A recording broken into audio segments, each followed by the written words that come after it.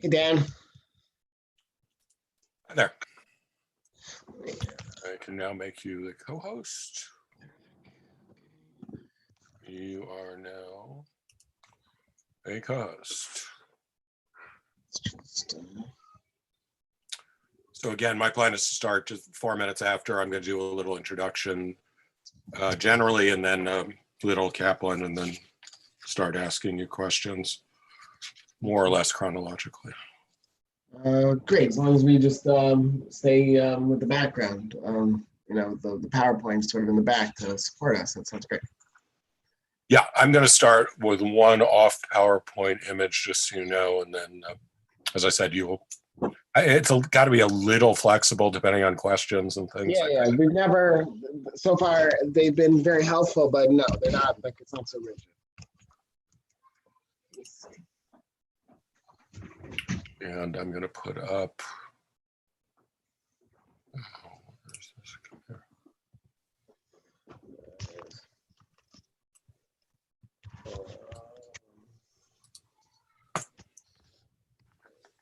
Where's this?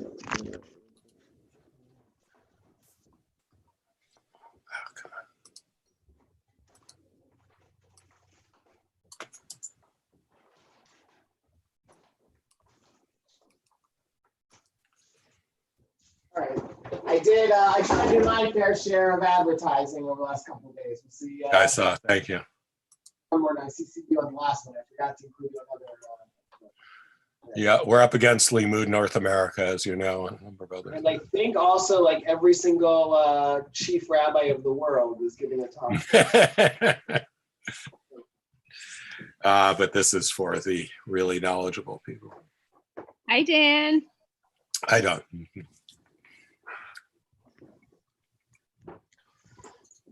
Hi, Dan. Hi there. I found out about you from my friend Haya. I didn't even know you were Oh. doing this. Very exciting. Thank you.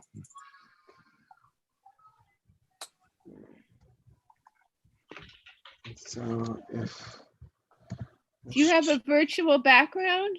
Yeah, it's the first Cool. question. What is it? There you are. Very cool.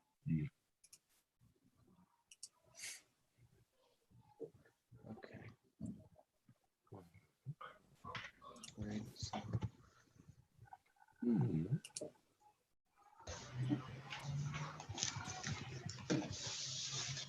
I don't know what day they took this picture that you found. I'm assuming that is, in fact, does that look like the Jewish Center to you? Well, that's absolutely the Jewish Center. Yes, sir. Okay, good, because I Hello, was Shirley. relying on. Shirley, hello. Good to see you. That is the Jewish Center. I just don't know what day it is. There was another image of guys in Hasidic garb up on the bima, and I don't know what that was. But it's not used.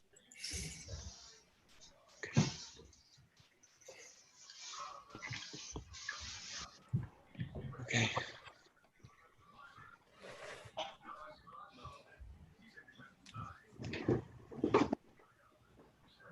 What happens if I?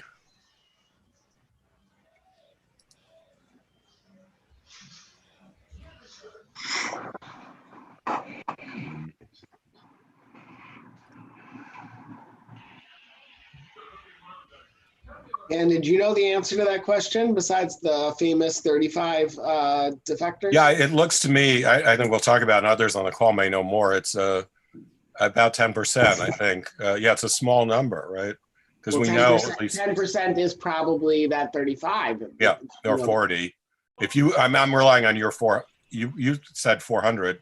411 was what the membership roll was when the Jewish Center opened, and Yeah, so, you so can I'm imagine guessing it's not much more than, I think it's not much more than 10%, because then, you know, the document we have, which we'll see, it grows, the SAJ doesn't, I don't know, 53 a couple of years later. Family, households, I mean, we may be, the usual Right. issue Well, is.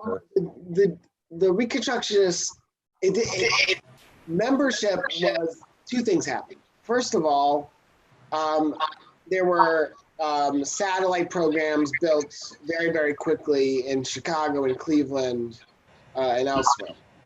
And then there was multiple tiered membership, according to Mel's book, where you could become sort of they sort of invented, Kaplan invented so much. I didn't realize he also invented the associate member level.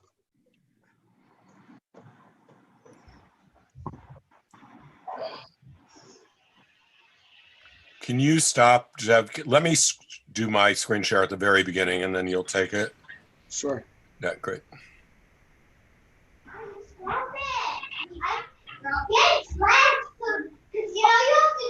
We have some younger participants too. It's nice. With opinions.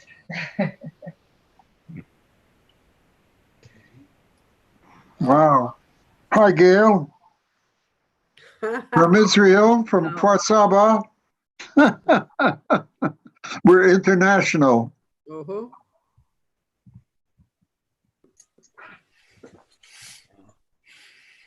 Malskalt, how are you? Good, thank you very much. Looking forward. It's always amazing. I don't know of how many books I've poured over the footnotes as much as I have yours. There's a second book just in the footnotes. Yeah. It's a masterpiece. It still is. Almost, I guess, 30 years later. Right? When was this book? 93? 94? No, 93. I was right. I footnoted enough times to know.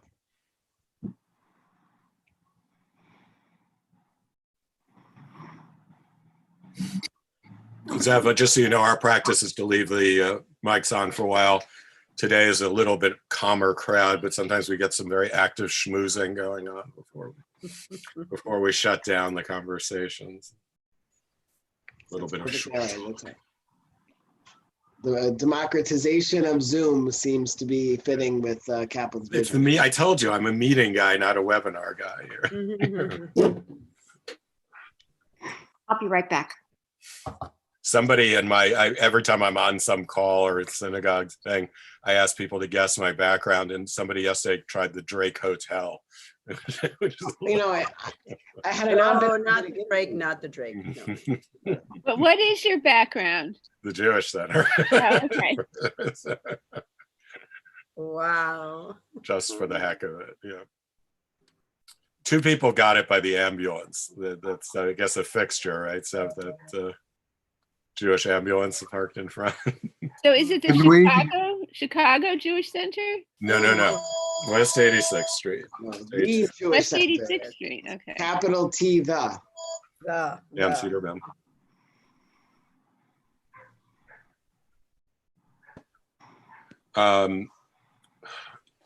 Well, do you have my email that gave this information, or are you looking at the?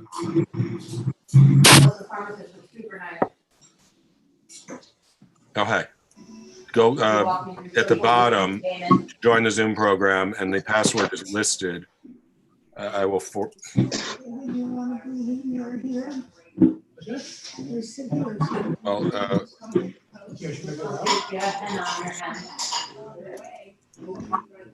what's your email address? I'll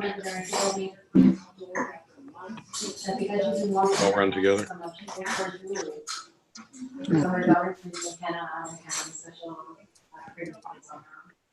Got it. All right. So this is, I've sent it. You go down to toward the bottom, forget the image at top. It has a live link that should work, and then below it, the meeting ID and the password. Yeah, I'll wait. We're not starting yet. So.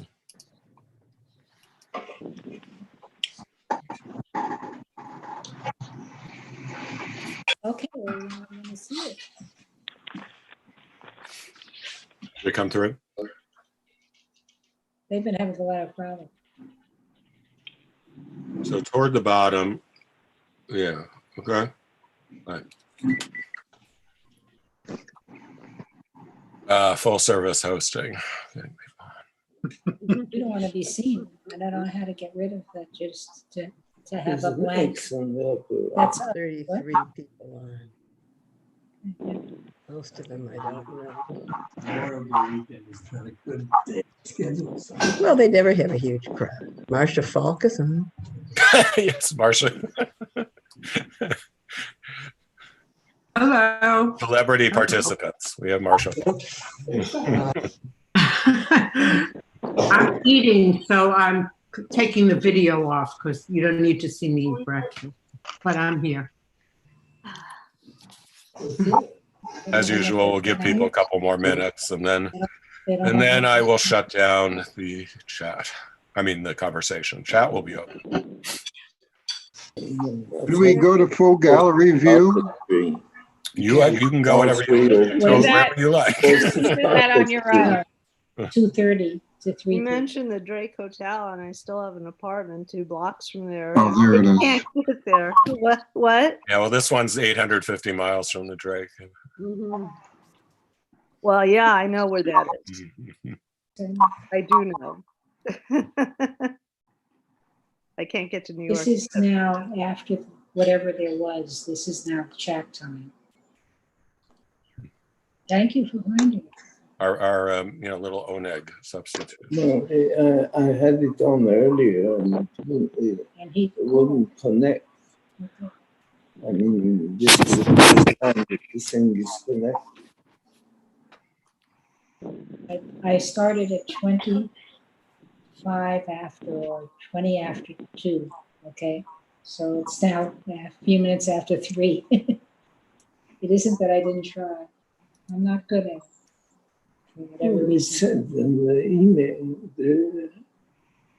where to call. I was calling, I was on the phone. I made a phone connection, but then there was nothing, and nothing happened. So, I don't know. So be it.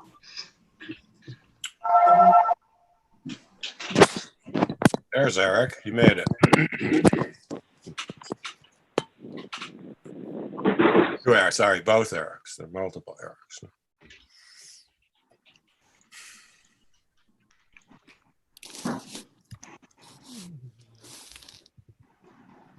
Both Eric. Dan, where do these lectures live in recorded form? On the Kaplan Center website, but I'll make this available, obviously, to you. That's great.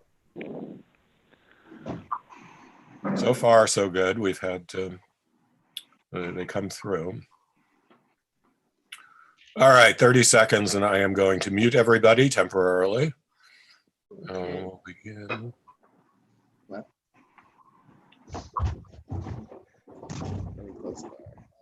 You want to bring your kids in, Zev? We can No. She the door was locked. She has an apple.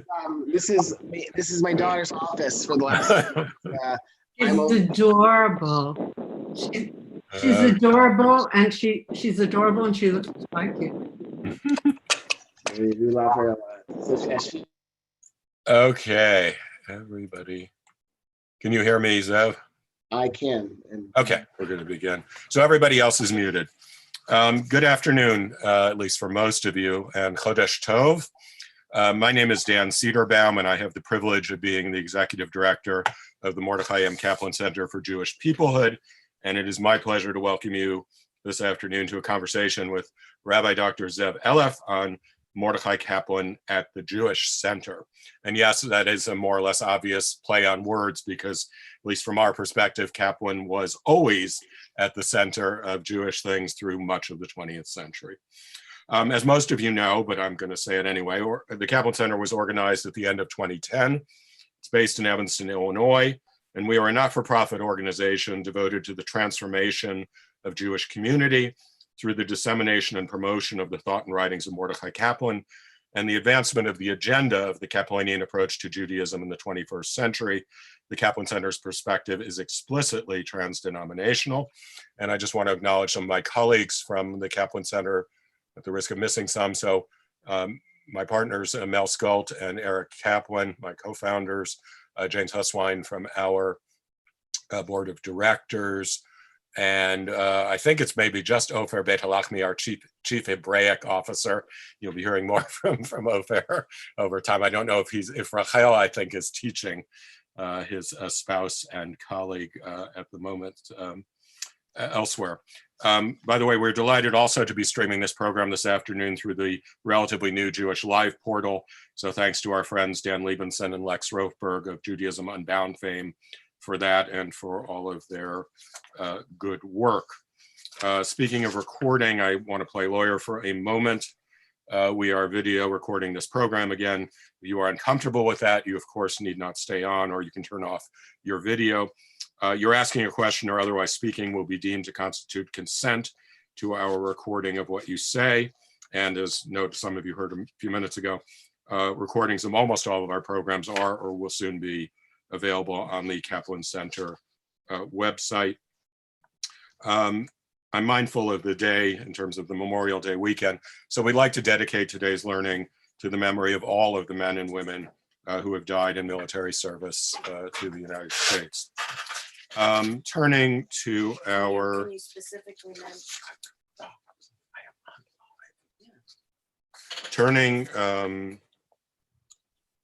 to our wonderful speaker.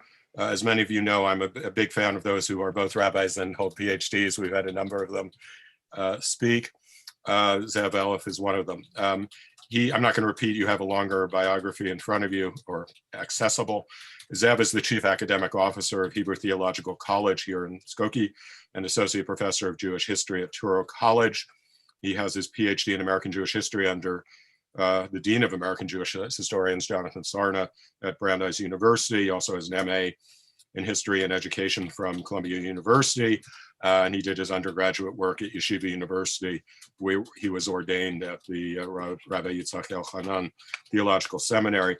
It's not a typo when we say he has written or edited 9 books and authored more than 30 scholarly articles. That is a nice resume for a 70-year-old. But at the risk of embarrassing Zev, I think you were exactly half that age, believe it or not, which is amazing.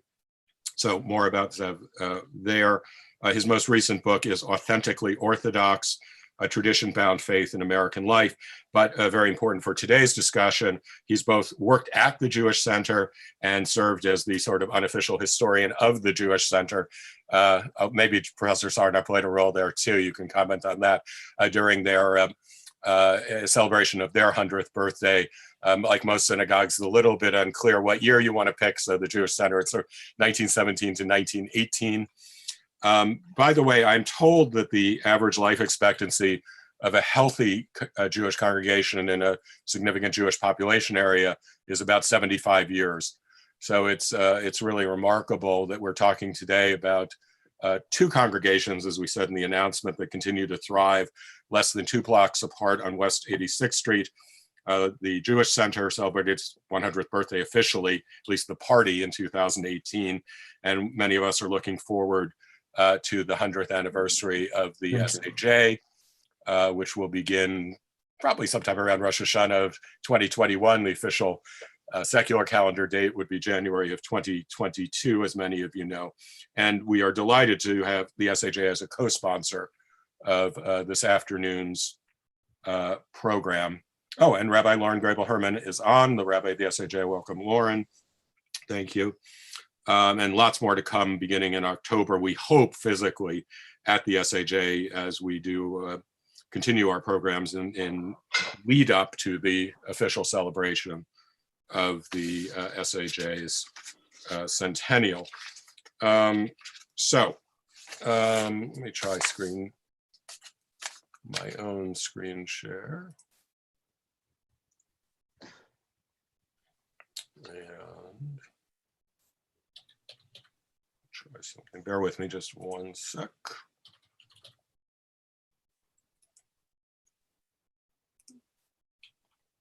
I think we'll come back to this, and then I'll move to Zev. While I'm playing with the technology, I have used the chat room again to post a couple of things you've got there. My email address, the Kaplan Center general website, as well as the link to the PowerPoint document that Zev will begin sharing in a couple of minutes. You can still do it if you've got access to our website. That is, download for your own use the PowerPoint for today's presentation, if that's easier than following along on the screen. So I just want to begin here with one image, which if my thing cooperates. If not, I will give up quickly. And here it is. And then I'm going to let Zev, who's much more proficient at this, do it. Hopefully you now see. So this is the, if people can see it, the invitation to the Jewish Center's centennial dinner at the Plaza Hotel. Sorry about the ringing in the background. From, can you get it, please? From 2018. And as you might guess, what I find interesting about it is the list of honorees. If you can see, can people see, Zev, can you see at the bottom? Yes, yeah. So there's somebody missing from this list of the, this is otherwise all of the rabbis of the Jewish Center. And as you can see by the Zichrono Livracha annotations, death is not a reason to exclude a rabbi from this list.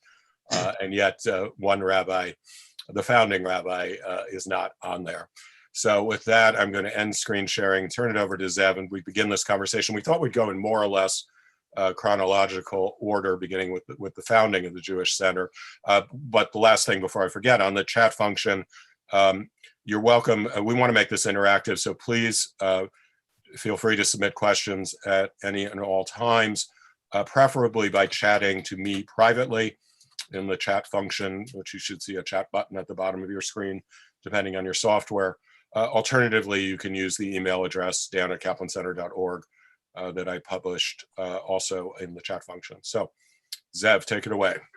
Sure. So first of all, it's a real honor to be here.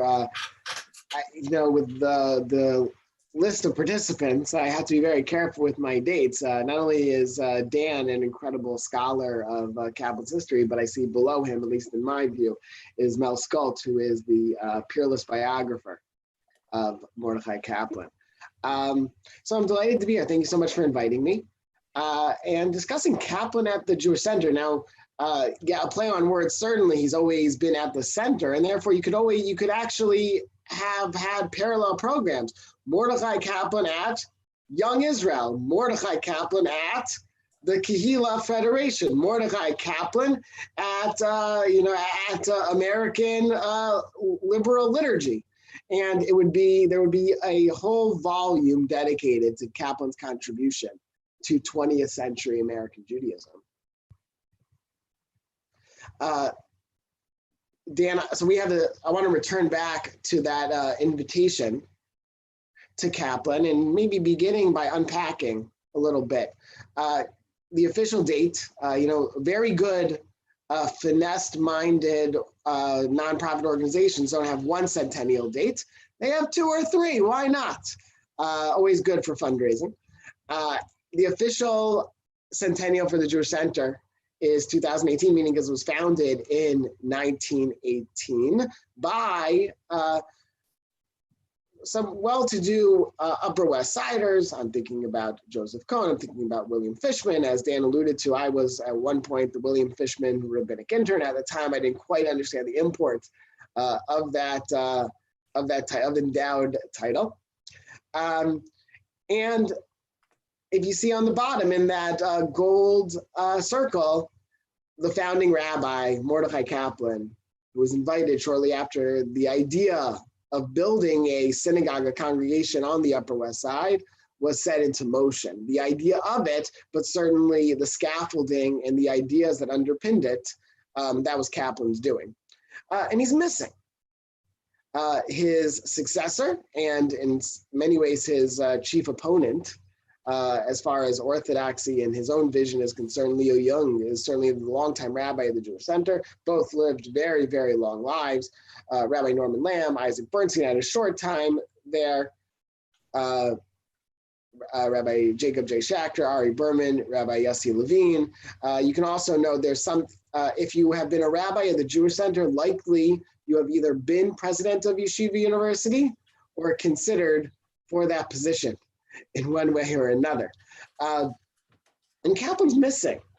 And I don't know, Dan, it reminds me of 1983, well known, is that upon his passing, Kilat Yeshurun So KJ on the Upper East Side, where Kaplan had served as an assistant rabbi, they put out an advertisement in the New York Times acknowledging a passing of somebody who was formative in their synagogue's history and in their congregational career. And the Jewish Center decided not to. And so this is similar to that. I will say though, and I was the editor of the history, I had nothing to do with this invitation, but I was the editor of a volume put out in honor of the Jewish Center Centennial.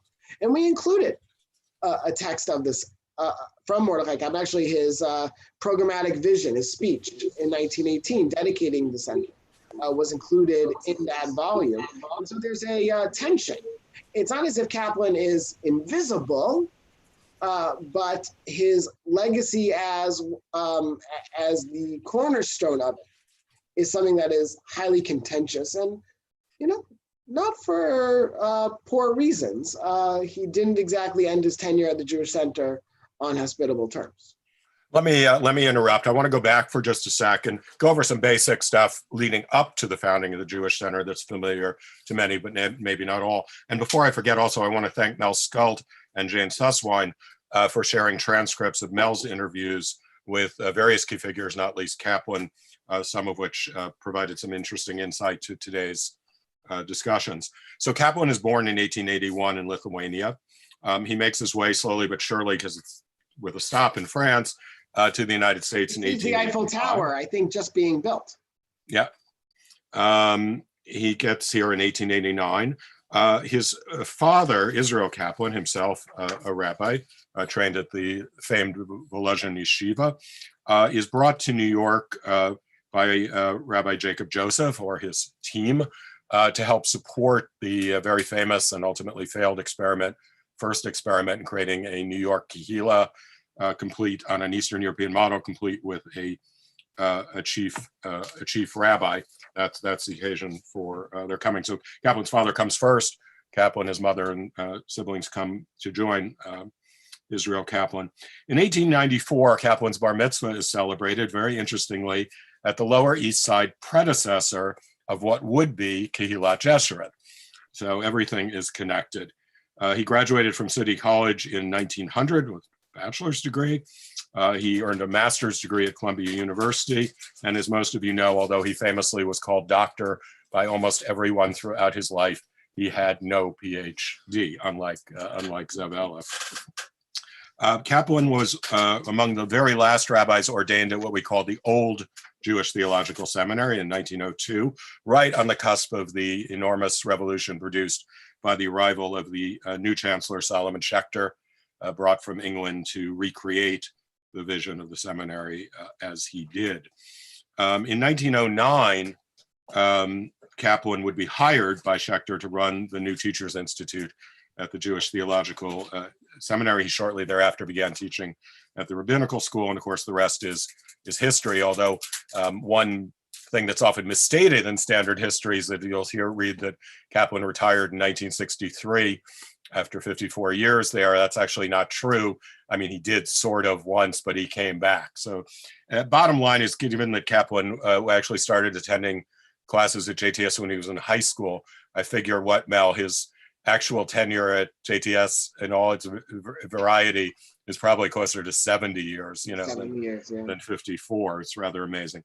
Anyway, right out of JTS, one fun fact, as some of you know, Schechter apparently asked Kaplan and the one or two other students who were set to be ordained in 1902 to wait a year, to defer, so he could have a splashier first commencement and ordination in 1903. Kaplan refused, not least because he had already lined up a job at the aforementioned Kehillat Jeshurun.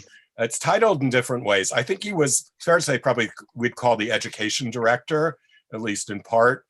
He's referred to as preacher and minister, generally not rabbi. But he sat on the dais. But he sat on the bima along with Ramaz. And so despite his title, certainly, and talk about the Dean of American Jewish History being Jonathan Sarna, certainly is, the Dean of the Orthodox Rabbinate, unquestionably at the time, was the senior rabbi at KJ. Right. So Any of you have heard of the Ramaz School? It gets its name from the initials RMZ in English of the world-renowned Rabbi Moshe Zebulun Margolis, lived from 1851 to 1936. He was the senior rabbi of Congregation Kilat Jeshurun from 1906. So Kaplan actually got there a little bit earlier. He was an early Zionist, which was then unusual, I think, of course, in mainstream Orthodoxy. And the very important president of the OU, really the head, as you just said, of American Orthodoxy. Lots of interesting stories there, and his son-in-law and then descendants continue on as the rabbinic lineage dynasty of Kilat Jeshurun, most recently probably in the general press because it's the place where Ivanka Trump's conversion to Judaism took place, but has lots of other claims to fame. So Kaplan is hired there right out of school, right out of JTS in 1903. And I think it's fair to say, Zev, that his greatest single qualification is he speaks not native, but pretty flawless American English, which is then a big deal, because certainly the Ramaz continues to sermonize when he gets there in Yiddish, and already the synagogue knows that they need a good English language preacher, at least for the young folk. He bound up in Kaplan's credentials as being the scion of a rabbinic family, of having a father who sat on the chief rabbi of New York's court. However, it didn't last for too long. He was an unimpeachable Talmud Chacham, unquestionably knew the sources. Just read Kaplan, the mastery of so many different that skill set. And then he spoke a very good English. He trained so many seminary students, rabbinical students for so many decades on how to deliver a sermon. Right. So just to last couple of facts, and then we'll jump back to the actual details of the Jewish Center. Although he leaves Kilat Jeshurun in 1909 when he becomes a professor at JTS, I'm making a comment that I've read that he continues to have some contact with the synagogue. And it's interesting because the Jewish Center's own website refers to Kaplan having recently left Kilat Jeshurun, which I'm not sure is exactly accurate either, since I don't think he had officially been there since 1909. But he certainly continued to have contacts there and with the Ramaz. To fast forward, the piece, as you all know, 1934 is when Kaplan publishes his magnum opus, Judaism as a Civilization. The early, most important preparatory work for that is going to occur during the period we're about to discuss, though, specifically in a series of very important articles in the Menorah Journal. For those who don't know, the Menorah Society is really the precursor to Hillel, in many ways, particularly within the Ivy League. But they published a very important intellectual journal in the teens. And Kaplan, beginning as early as 1916, Mel, something like that, begins to publish there. And in 1919, 1920, while still at the Jewish Center, as we'll explain, he publishes the most important of these articles, where he introduces the term of the concept of reconstructing Judaism explicitly. So with that as way of, again, long-bended sort of context background, talk a little bit about when discussions for the founding of the Jewish Center began, in your view, and who was driving these conversations. It's hard to believe we had two rich garment center guys who knew in the Jewish world. We also have a changing Upper West Side, and you'll talk about this. Jews are moving from the east side, the area of Kilat Jeshurun and Yorkville, to the west side. They find there primarily the oldest synagogue there, of course, still there, the Spanish-Portuguese synagogue, which is very formal and still in large part of Sephardic rite of some kind, a little modified, I think. They'll also find, I believe, Eastern European style stiebels scattered across. There's B'nai Jeshurun, which of course is the first spin-off from the Spanish-Portuguese synagogue. So there are alternatives, but clearly I think there are Jews looking for something new.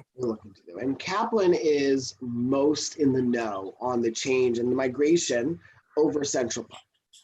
So by all accounts, KJ, Kilat Jeshurun, only has about 200 people, men and women, in attendance during the final years of Kaplan's residency, of his tenure at KJ. It's an aging population, and it's the younger people, and even some of the older people are moving elsewhere. They're moving to Brooklyn, they're moving even to the Bronx, and they're moving to the Upper West Side.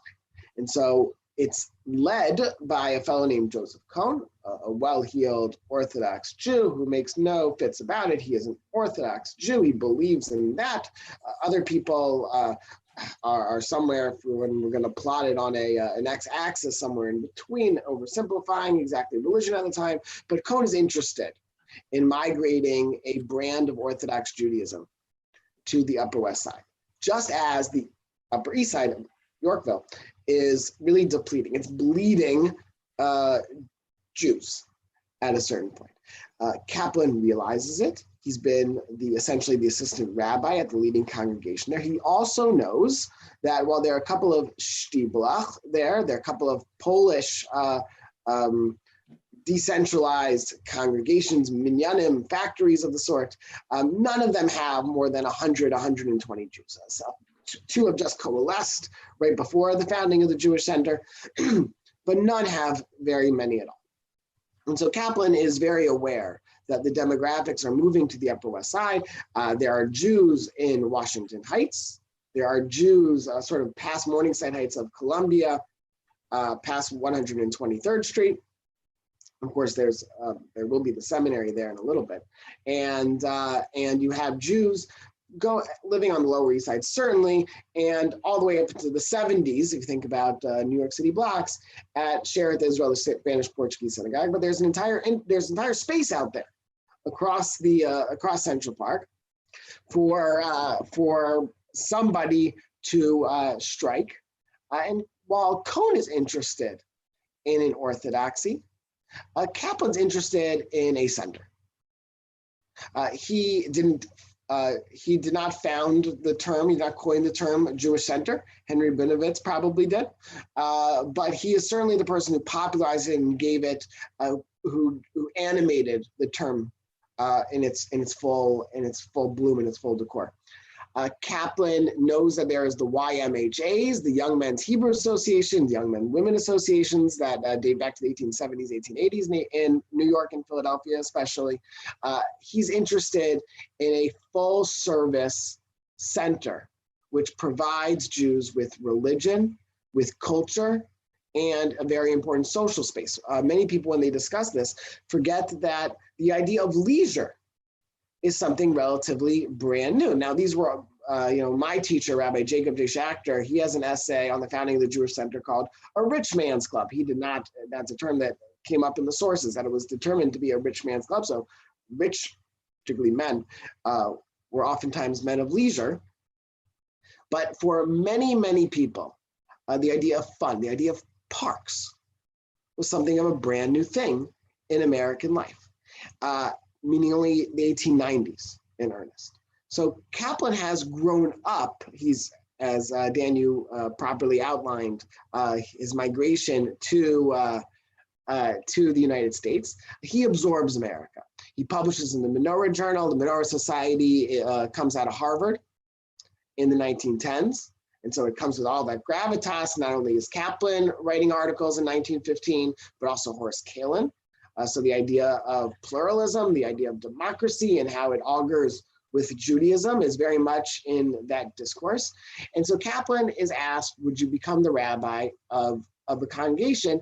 Nobody deigned to think that it was Kaplan's vision of creating this center or this shul with a pool. This idea that the congregation, that this edifice will provide everything you need from a literary point of view, from a cultural point of view. And in many ways, you talk about how he began with Reconstructionism in the Menorah Journal. In many ways, the center was the vehicle, and just the thinking of it. Already in the lecture that he published in 1920, as Professor Skolta has written about, was actually a lecture he gave in 1918, the founding of the center. So the center becomes the vehicle for Kaplan to experiment and think about how Judaism can indeed be intended for a civilization. It wasn't prescribing to just religion. It wasn't just an ethnicity. It was something that captured the entire hearts, the entire minds of the people in which it attracted. Let me interject. There's one other sort of resume fact that is very important here in terms of how he could be acceptable to those who fancied themselves traditionally Orthodox and to the Ramaz, namely that very famously, as your teachers and colleagues, Jeffrey Gurak and J.J. Schachter have written, Kaplan managed to get Orthodox smicha on his honeymoon. It's covered by Mal and Bell's books too in 1908. Not only smicha, but smicha from one of the more prominent rabbis of Eastern Europe, namely Yitzhak Yaakov Reines, best known today as the founder of the Mizrahi movement, the first major Zionist Orthodox movement in Europe. So he is very much a rabbi officially. Schachter and Gurak raised some questions about the nature of the rabbinical examination, but that's a whole other subject. But he does have now the credential of rabbi in a sense that goes beyond his ordination at JTS. Back to the Jewish Center, though. So is it fair to say, do you think there's a nice confluence, probably a very exciting confluence at the time, of a rabbi with a vision and some very wealthy lay leaders with a vision that they think is going to work really nicely together, even if they're coming from slightly different. And he has his position at the seminary, so he actually doesn't have to take a salary. Right, It's good when you're not a salaried employee, your authority. And so, Dan, we've spoken about this before. Is so much about the fissure between the center and Kaplan. Centers on the role of authority, and authority also is very much a theme, or the lack thereof of authority is a theme in Kaplan's own writings. Yeah, and he famously never, sorry, Lauren, she hates it when I mention this, never took a salary from, just kidding, from the SAJ either for reasons of independence. Now he could afford to do that, one, because he had his salary from JTS, and two, Mal, correct me if I'm wrong, his wife Lena's family was quite affluent. I think there was, as were some of his in-laws later on. So I think we're missing, if we unmute him. You're on. I don't know if you're going to get into it, but the meetings between Kaplan and Cohen, et cetera, began in 1915. Yes. And the important point is the Kaplan, they wanted him to be the rabbi, and he refused. I don't know if you're going to get into that. They interviewed a number of people. There was a man who was an actual cousin of Kaplan's mother, Rabbi Kovar, Hillel Kovar, who was out in Colorado, and he was brought. He mentioned in Denver, yeah. Excuse me? Yes, he becomes a rabbi in Denver. Yeah, I don't know if you're going to get into that. I was rather struck. There was a meeting where Kaplan tried to explain his philosophy to the Balabatim, I suppose, and he was rather straightforward about it in 1915. I think they thought they could control him, and he thought that he could say what he wanted despite their control. So I felt that the kind of conflict was there from the very beginning. Right. No, and that's a very important point, is that Kaplan did not take anybody by surprise. He wasn't, he was very forward with his thinking, although it was a thinking that was still in development at the time. Hillel Kovar, interestingly, is a devotee of Solomon Schechter and is on the traditional end, and eventually he leaves the Rabbinical Assembly, he leaves the conservative movement and joins the Rabbinical Council of America. That's much later on, but it's a reminder of Kaplan's ability at this time to find agreeability across a very wide spectrum. As Dan pointed out, he was sort of an honorary disciple, and a friend of mine, Mike Cohn, has written about this, an honorary disciple of Schechter. One of the advantages to that is that while Kaplan certainly in a time became the left flank of the seminary, he was able to move in an incredibly wide direction, both left and to the right. So he is asked, he is sought out, and he's a darling of the American rabbinate. He speaks phenomenally well. He is thoughtful. He is erudite, both in general and in the general scholarship of the time. In fact, he complains a number of times at the center that he's not able to keep up in his reading and his writing. Amazing that he was unable to keep up, because who was more voluminous than Kaplan? And he's also an unimpeachable scholar of traditional Judaism. He knows those sources backwards and forwards. He knows how to read them in the Aramaic and the Hebrew and the German, at a time which very few people, save for maybe a Bernard Drachman, who's one of Kaplan's teachers at the seminary, can actually accomplish. So Cohn and Fishman seek him out in 1915. I think we have a slide about it.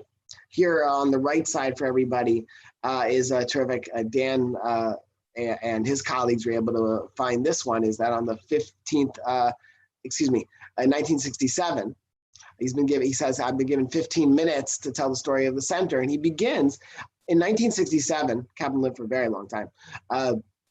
He is aware of the historical import of the moment. And what's I think really fascinating about the sources that we're going to study together, Kaplan recognizes his historical significance throughout. But he writes over here, he corrects himself. In 1917, when he began to speak his mind of social issues, especially those which touched the pocketbooks of his members. And there's this issue about affluence and authority over here. They decided that they did not approve of his non-Orthodox religious views, speaking about himself, I suppose. A stormy and by now historic meeting of the congregation took place, and at 1:45 in the morning, although the majority voted for Rabbi Kaplan, he resigned, and he ended it on his own terms, which I think was very important to Kaplan. We'll get to it in a moment. Here is the Jewish. Sorry, Zev, just before you go on, just one footnote. I think that document probably was written, in fact, by Kaplan's son-in-law and student, Rabbi Ira Eisenstein. We think Kaplan himself probably reviewed it, but you see it's written in the third person. I think that's actually it wasn't a style, right? Talk that Ira gave, but probably vetted by Kaplan. And we'll come back to it, but go ahead. So here's the Jewish Center. It looks to me, based on who's sitting on the bima, that it was taken probably about 10 to 15 years ago. Don't know when. They would have snapped a picture. And if you look, the rabbis normally, it's very good that you provided this, Dan, is that the rabbis normally wear coattails. So there was a formalness about it, a top hat. In fact, the emblem of the centennial was a top hat.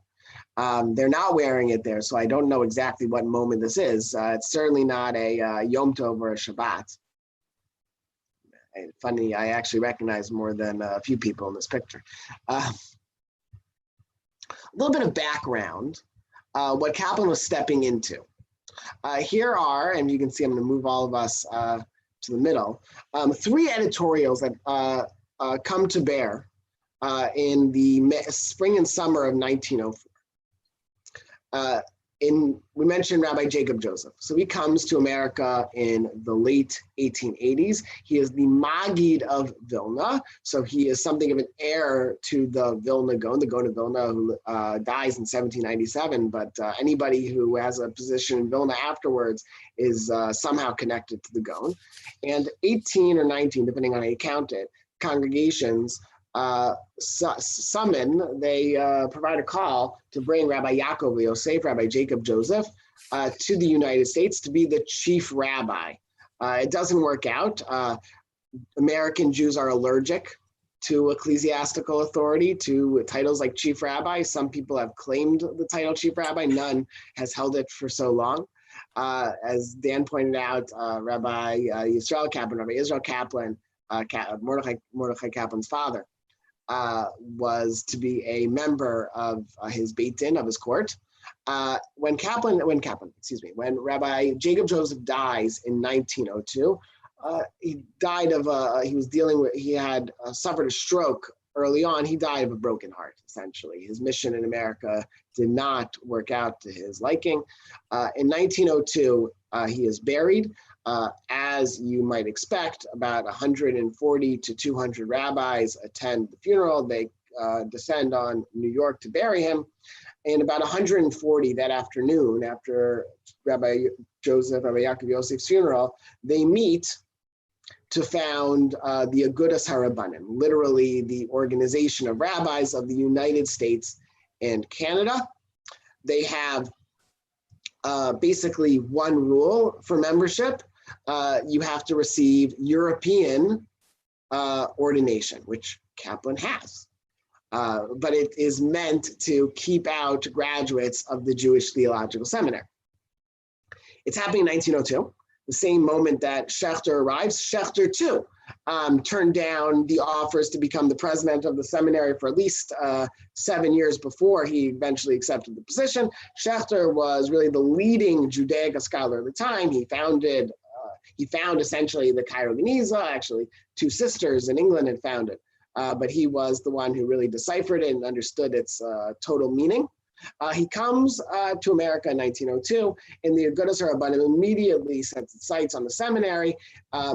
And you can see the American Hebrew, which was a traditionalist newspaper, weekly out of New York, with definite affiliations, at least not officially, but certainly with the seminary and with Schechter. And you see on the left a word of caution.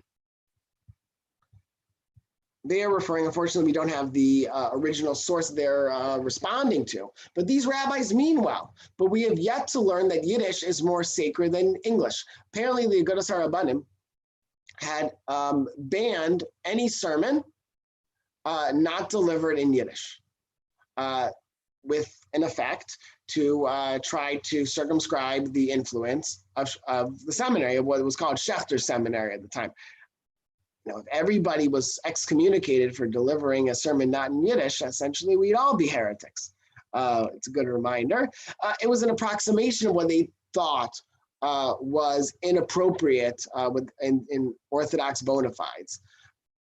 Later on, a dangerous situation. In a recent issue of the American Hebrew, we called attention to a resolution passed by a number of Orthodox rabbis who have formed themselves into a union condemning any of their colleagues preaching in English. Here you have it again, or countenancing the teaching of the Jewish religion in any other language but Yiddish. And on the third, J.D. Eisenstein, who of course is the grandfather of Ira Eisenstein, the beginning of Eisenstein's memoir has his relationship with his Zadie. He tries to defend. He's a member of the Agudas HaRabbanim, and he defends their position against Schechter, against Louis Ginsburg, who have, according to him, written apikorsis. They've written about higher criticism in a major publication at the time called the Jewish Encyclopedia. It bears mentioning that at the very same moment, Eisenstein was producing a rival encyclopedic collection. So he had a vested interest in condemning that work. So this background, I think, is vitally important, because as you see that Cohn and Fishman and the Orthodox leadership of the center are battling with Kaplan, and Kaplan is defending himself against the center, you'll see that there is a difficulty on all sides to really articulate, to concretize what is problematic about either the brand of orthodoxy or what Kaplan is trying to put forward. And it's coming because it's not at all clear. It's not at all clear what is the challenge, what they're fighting over. And in that way, I think that one of the arguments we should make about what we're going to be discussing this afternoon is that why is this important? Kaplan does much to create Orthodox Judaism. He gives it a language. For some, he gives it a villain. But he at least gives it a language of what to oppose and a set of postulates of what to propound.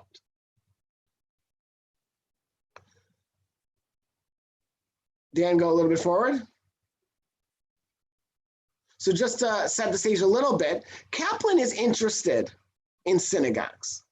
In 1915, he's giving an address at the cornerstone laying of the new Far Rockaway Temple. And here, you can see it's up here, I'm not going to review all of it, but just a section. He's deeply interested in the role of a congregation in cultivating Judaism. And he talks about segregation here. He's not talking about Brown versus Board. He's talking about Kedusha. He's talking about sanctity of where and Kaplan's attitude towards Am HaNivchar, towards chosenness, is a really challenging and freighted episode that maybe we can get into a little bit. But Kaplan thinks that the congregation's role in serving humanity is very important, not to service denominational Judaism. And Kaplan doesn't want to be an Orthodox Jew. For a long time, he didn't want to be a conservative or a Reconstructionist Jew. For Kaplan, he was trying to serve and lead American Judaism, not unlike Isaac Mayer Wise, the architect, one of the architects of Reform Judaism in the 19th century. He too didn't see himself as a leader of Reform Judaism. He produced a Siddur, a prayer book in 1856, 1857, titled Minhag America. So both Wise and Kaplan after him were deeply invested in the project of supporting American Judaism. And for Kaplan, already in 1915, I have no idea, we don't know in the sources whether or not Cohn or Fishman saw this text printed, which is printed from the American Hebrew as well. But perhaps what they saw in Kaplan was that he had a vision for what a congregation could be, more than just a place to daven, a place to pray, not a place for people to come for Rosh Hashanah and Yom Kippur for the high holidays, but for an all-encompassing center. Right, what Kaplan calls in his memoir many years later, a Beit Am. That's Yes. the term he uses when he talks about a house of peoplehood, or the people, or a people. And that's also in the founding document at the center. So here we have it, and I've blown it up for you a little bit. The principal objects and purpose for which, we'll just move our floating heads just a little bit, for the corporation is to be formed are as follows: to create a Jewish center. So Kaplan's clearly had an influence here. They're calling it a center. To establish a synagogue for divine worship and religious observance according to the tenets and precepts of the Jewish faith. Nothing about Orthodox here. Religious observances certainly, but there is a conspicuous absence of what we call denominational Judaism. Let me just pause here, Zev, because I think it's so important. We'll come back to it. For Kaplan, there's always a distinction, and I think this continues with the Society for the Advancement of Judaism, between the broader community he wants to create and the synagogue. In some ways, I'll be provocative for rhetorical purposes, the synagogue is Kaplan's enemy. It's too isolated, it's too siloed, and he is constantly fighting the struggle, whether it's the Jewish Center or the Society for the Advancement of Judaism. It's not Temple Israel or the synagogue of Far Rockaway, and that's all very intentional. And you see it right there. The synagogue is, in a sense, a part of the center, but very much not meant to be the center, right? I think. Right. We've Mel Scalt has his hand. I don't know if. Okay. I just wanted to mention, as a matter of general information, which is relevant to the denominationalism at this time, around 1919 or so, Jacob Cohn, K-O-H-N, and Herman Rabinovitz came to Kaplan. Mel, I don't want to interrupt, but we have a slide on this. We're getting there. You'll see it. It's 1918, and we have the diary entry too. and proposed to him. Proposed to him a third movement in American Judaism. In other words, they saw orthodoxy and reform, but they did not see a conservative Judaism yet as a denomination. They realized the seminary and its importance, but they did not see the conservative Judaism as a denomination until later. Right, and Cohn, you mentioned Cohn was a younger colleague and a devotee of Kaplan. Cohn, later on in the 1930s, publishes a book, actually, I think a year after Judaism as a Civilization, which he attacks as, let's call ourselves something. He finally comes around to that. A word about denominationalism. I always, whenever I teach American Jewish history to my undergraduates, I point out Sidney Mead, the great scholar of American religion. He explains American Protestantism and denominationalism as multiple pathways towards a common goal. And I asked them, where does denominationalism? We talk about banks, and we talk about getting $100 in different denominations. The idea is that if one is a Methodist, if one is a Baptist, not necessarily a Catholic, but within American Protestantism, there is a sense that their pathway is a preferable pathway to their own, but they all lead to heaven. When we talk about denominationalism in American Judaism, while we borrow that term, and that's why generally I try not to use that word in my analysis, and neither does my teacher, Jonathan Sarna, denominationalism doesn't have that level of pluralism. What I mean by that is that take dicey topics, not to weigh in with any judgment, about conversion or marriage. Different groups will not only argue about how to perform conversion or what is a marriage that is an acceptable form, but they'll argue about whose other forms are acceptable or not.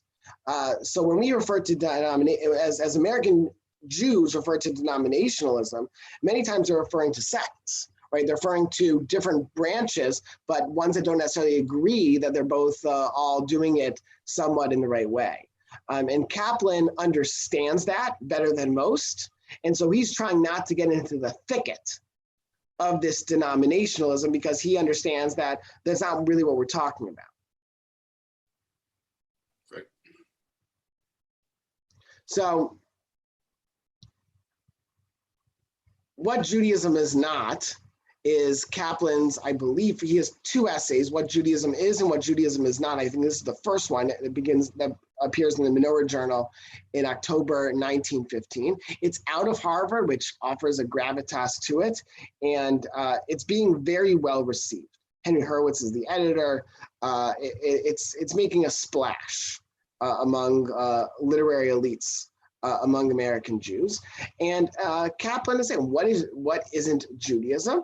If you take a look on the second paragraph, the idea in which Judaism was wont to spell itself out in the past are no longer at home in the Weltanschauung of the modern man. Flip us over. What prevented the Reform movement from becoming a real reformation, this speaks to what I just mentioned, and the vitalization of Judaism, was that it sought to adjust Judaism to a Weltanschauung, which had already begun to grow obsolete.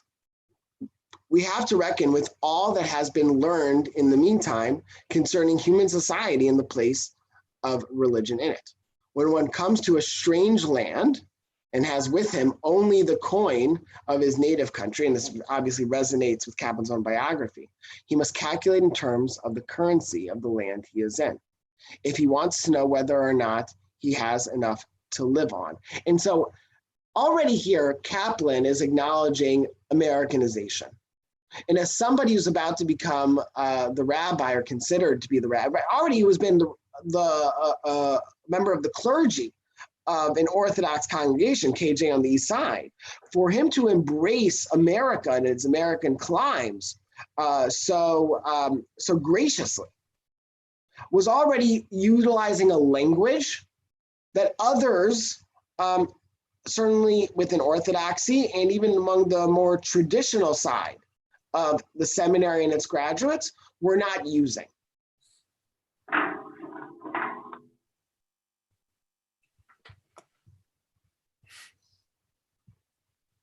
Dan, how do you want to move on from here? Go ahead, keep going. Yeah, with Jews, I think you're ready. Look at the creation here. So amazing. I'm so grateful that we were able to cooperate together to show everybody such wonderful primary documents. Jewish Center Day. They're coming out with a splash. It's calling Jewish Center Day, Dedication, Exercise, and Festivities, the Place of the Jewish Center in American Jewish Life by Professor Mordecai M. Kaplan. So here, he's not calling himself Dr. Kaplan, but he is a professor. And that's really interesting. And maybe, Dan, I'll flip the script and ask you, because you had brought it up, is what do you think is gained or lost by him branding himself Professor Kaplan rather than Rabbi Kaplan? There's something happening here, and it speaks. You know, you're the. I'm not sure there was notes for sure. I wonder if he chose it or somebody else did, as possible. That's Mel will correct us if we're wrong. You don't see it a whole lot. Late in life, Kaplan actually reverted to rabbi. He actually Yes. states publicly he wants to be called Rabbi Kaplan, not Dr. Kaplan. He thinks that's the important term. Professor Kaplan, certainly he was to his students at JTS. You don't see it too often in No. publications like this, so I don't know. Well, this is an important publication, and this is reprinted from the American Hebrew. Much of Kaplan's early materials appear in the American Hebrew. He had a very cordial relationship. For example, Cyrus Adler, who would eventually succeed Schachter, was very involved, was actually one of the founders of the American Hebrew. So Kaplan knew that group very much. They were very helpful when he helped organize, along with Judah Magnus, the Young Israel movement on the Lower East Side. And he's very clear. What I am talking about here, about a Jewish center, this is not a JCC. Right. With all respect to JCC, well, he wouldn't call it that, YMHA's, Young Men Hebrew Association. This is not a place for you to exercise, to become fit. And of course, this is the era of muscular Christianity. It's also, some of my colleagues have written, muscular Judaism. And Kaplan is all in favor of a certain level of fitness and understanding your body. But he wants to understand that his ambition is far wider than any YMHA, of any Y, as they were so often known. He identifies that I'm going for the social, the intellectual, the spiritual character. What we are here today in this dedication is to build something so large, such a vision that would encapsulate his Zionism. So it would make room for Echad Ha'am, who he considered himself to be an intellectual disciple. It was for his vision of a school, which if you think about it, Kaplan, he wasn't interested in the day school quite yet, or if ever. But the Jewish Center did so many different things. Eventually it was 4 stories, eventually it becomes 10, maybe even more, 12 stories to the center. And he sets out his vision, his ambition is quite wide, he casts a very, very wide net. One other thing I mentioned before is Kaplan invented so much in the lexicon of American Jewish discourse. So one of my colleagues, a good friend of mine, Jonathan Krasner, has written a very long article about the reception of Tikkun Olam, of social justice, which Kaplan does really cultivate for the first time. Jewish social justice versus charity. You see this is these are subsequent pages of his dedication ceremony address of his Jewish center. Kaplan also coins the phrase Jewish values, which is quite interesting. So he gives currency, he gives life to so many different terms that we take for granted today. It's part of our language only because Mordecai Kaplan had termed it, had coined it so many decades before. Zev, just a quick plug. Our colleague Eric Kaplan's on the call, and he has a new book coming out very shortly on Judaism and social justice. So he may have things to add later about this. We do talk, Eric and I, frequently, though, about here is an example where, for all his criticism of reform, Kaplan does give credit to the reform movement for drawing renewed attention, primarily, not exclusively through the prophets, to social justice as an important component of traditional Judaism. Yeah, I think that's unquestionably, and Emil Hirsch in Chicago certainly has much to do with it. Emil Hirsch had already in 1885 made sure that social justice was a part of the Pittsburgh. And you see just some of the language that pops out again is this embrace of America. The opportunity is ours. I'm on the paragraph on that third image, third text. The opportunity is ours to be among the foremost to render America the home of the loftiest idealism and motherland of universal justice and peace. This was the language that Reform had used. This would be a speech delivered by, say, Kaufman Kohler of Hebrew. Would you stop already? You're giving me this whole bloody vicious argument, and I'm not interested. Sorry, let me. Okay, you're on mute.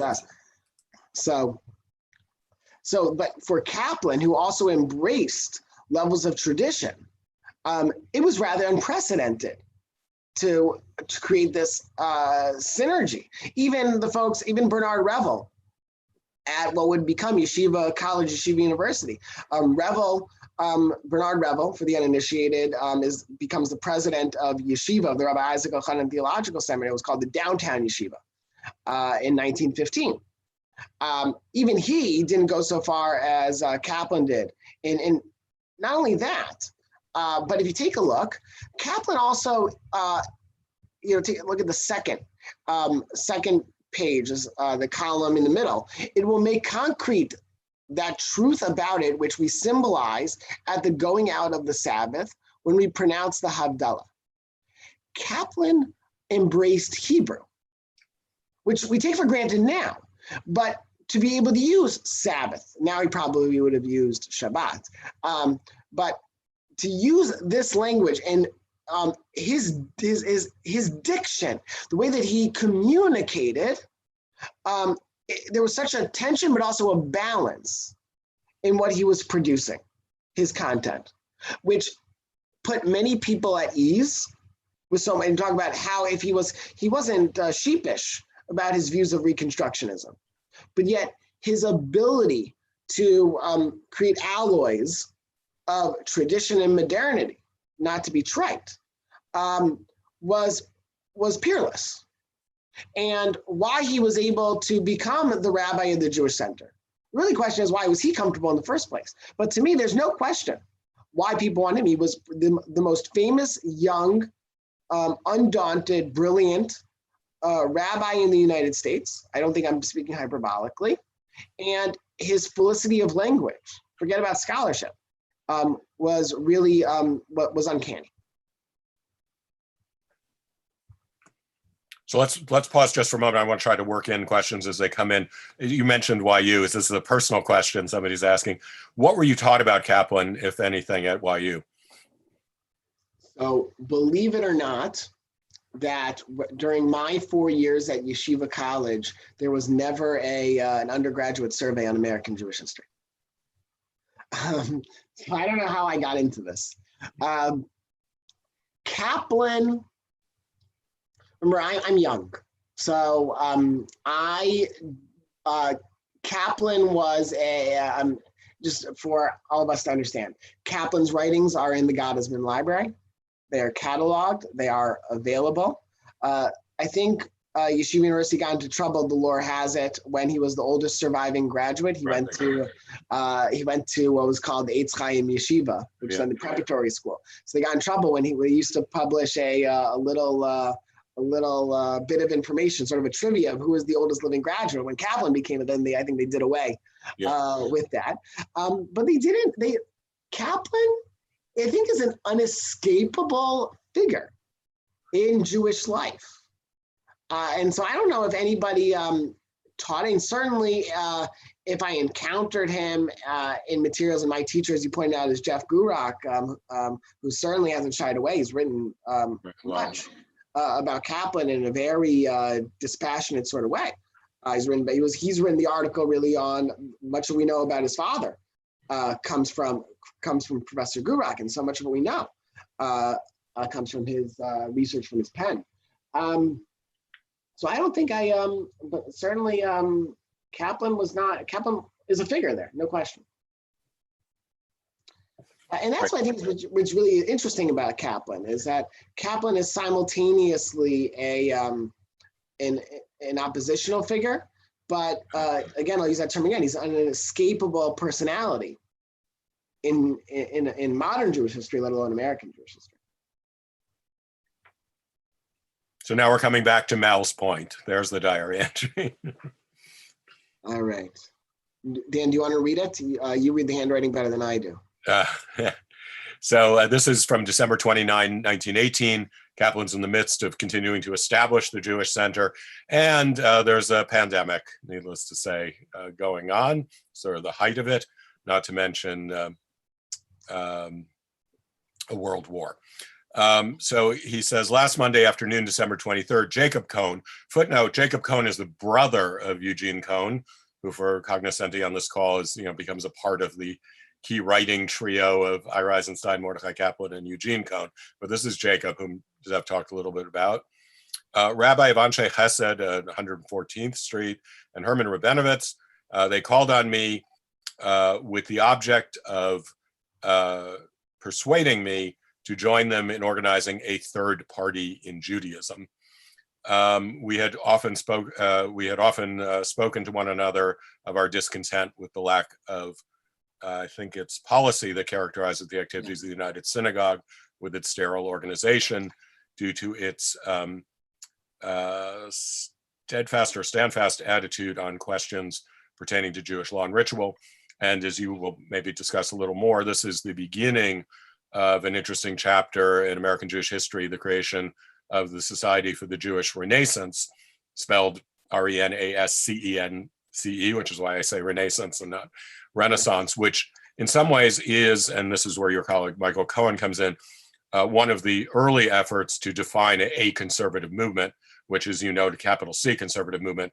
Although the United Synagogue exists, of course, it's not the United Synagogue of Conservative Judaism. It is the United Synagogue, as it's known in Britain, meaning, again, as you say, I think exactly right, just like Isaac Mayer Wise had no intention of creating the Union of Reform synagogues or congregations, rather American Hebrew congregations, the United Synagogue was meant to be a united, truly united synagogue.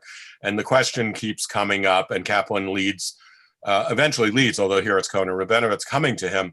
He's a little busy, Kaplan, with other things, I guess, with this idea basically of defining the new denomination beyond it's just being Schechter's work. So he's the rabbi of the Jewish Center by now. They've opened up their shop. It's a big shop at that. About 400, we see about 411 members in their roll call. We mentioned how KJ is depleted. They have about 200 people show up for Shabbos. So there are 411 members officially when the center opens. According to Leo Young and Mordecai Kaplan both, there are about 70 people at the core center. They are the wealthiest of the bunch, but there are four, which is quite large. Just though, to get some perspective, there are about 3 million Jews in the United States at this time. What's a couple of other notes on this moment. So Solomon Schechter has died, unfortunately, quite early, 3 years prior to this. And Louis Finkelstein is now the head of the Rabbinical Assembly. He is about to deliver in a few years, the things that unite us, talking about how to make something out of this Rabbinical Assembly, this body. United Synagogue was Schechter's doing. The term came from, he migrated with him from England. And Kaplan, who's not an old man at this point, is being looked to solve this quagmire.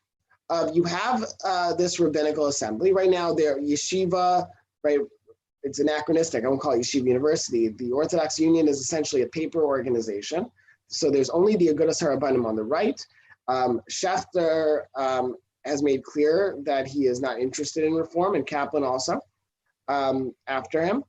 Schechter, interestingly, when he's pushed to it, when he wants to identify himself, says, I guess I'm an Orthodox Jew. But he eschewed such designations. And in his demise, Kaplan is being looked to by many people to figure out what exactly they are. But as we saw in the previous text, in the charter, in the guidelines of the Jewish Center does not identify Orthodox. Now, people like Joseph Cohn and others, and Fishman, would have said, of course we're Orthodox. We believe in that. Kaplan just does not want to be narrowed in that way. He doesn't. What is to be gained if you are Mordecai Kaplan by co-signing yourself to denominationalism?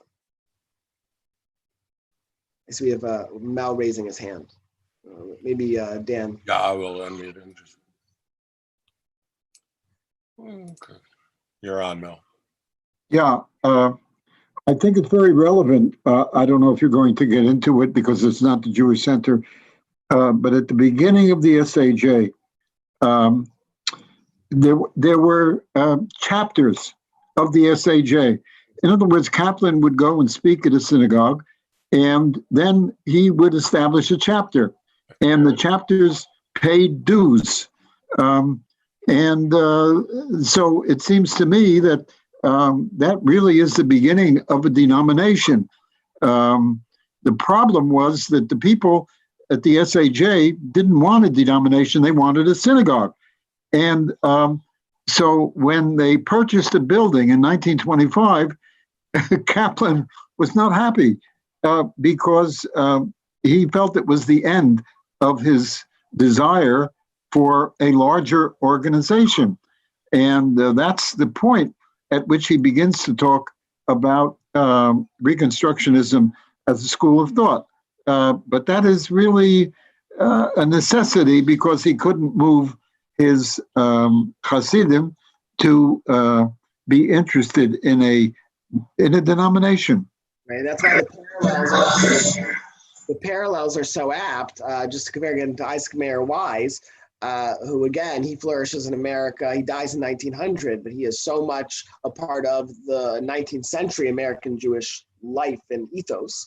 After he publishes Minhag America in 1857, he goes on a tour trying to deputize different congregations, Minhag America congregations. And it's only until 1885, we now remember it. He says, this is our Declaration of Independence when rabbis come together in Pittsburgh, Pennsylvania, right outside of it, and declare the Statement of Principles, which is now known as the Pittsburgh Platform. Isaac Mayer Wise, he stands up. He's only president based as an honorific.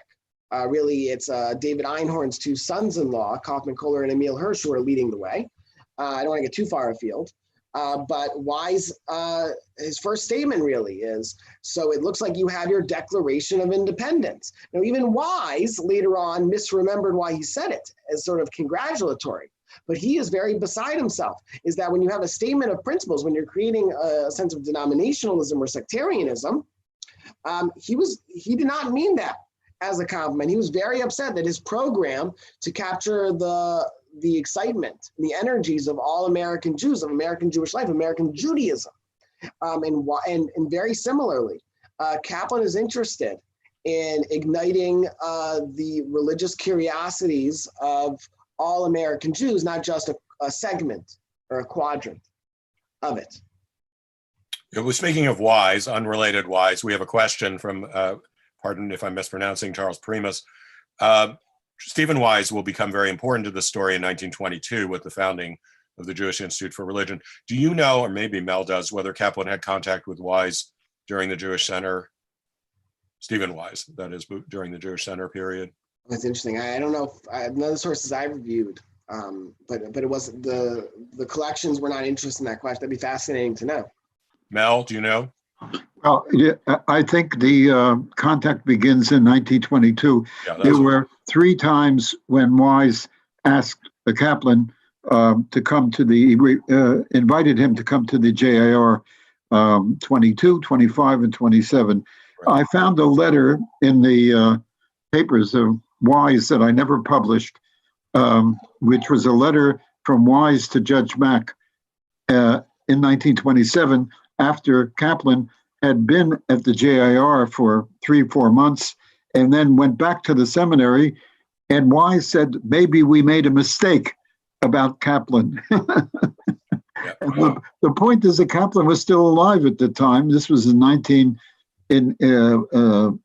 wrote the article in the mid-70s, and so I never published that letter or Wise's point. Thanks. Okay, there is the Jewish Renaissance platform, which is our Pittsburgh platform in a certain loose way. In a certain way, and it really anticipates so much of the authority structure and the principles, the planks of it. I know, Dan, what you wanted to point out, but I'm struck by number 4 and 5, or number 3, 4, and 5. We accept as divine revelation. Remember, they know the Pittsburgh platform. We know as divine revelation the manifestation of God in the spiritual experience and aspirations of mankind. And there's a beauty of that language that can be interpreted in so many different ways, and I think it's quite intentional. We accept the scriptures as a record of those experiences which God revealed himself to Israel, and through Israel to humanity. Kaplan would get in trouble with the leadership of the Jewish Center for by supposing that certain miracles did not occur exactly as they were described, which doesn't seem like you can read that directly in there. We accept the halacha number 5, which is rooted in the Torah and developed in the Talmud as the norm of Jewish life, availing ourselves at the same time of the method implicit therein to interpret and develop the body of Jewish law in accordance with the actual conditions and spiritual needs of modern life. And I think that paragraph, or maybe that long sentence, really speaks to the tensions, as that we'll see in a moment, is very fine. What exactly do you mean by that comment? How much human agency do you give in the interpretation of halakha? And I think that's what was really up for discussion, and through the program of his cultivation of language, that does make it more challenging for ironically, counterintuitively, for Kaplan and his interlocutors from having a more concrete conversation of his views.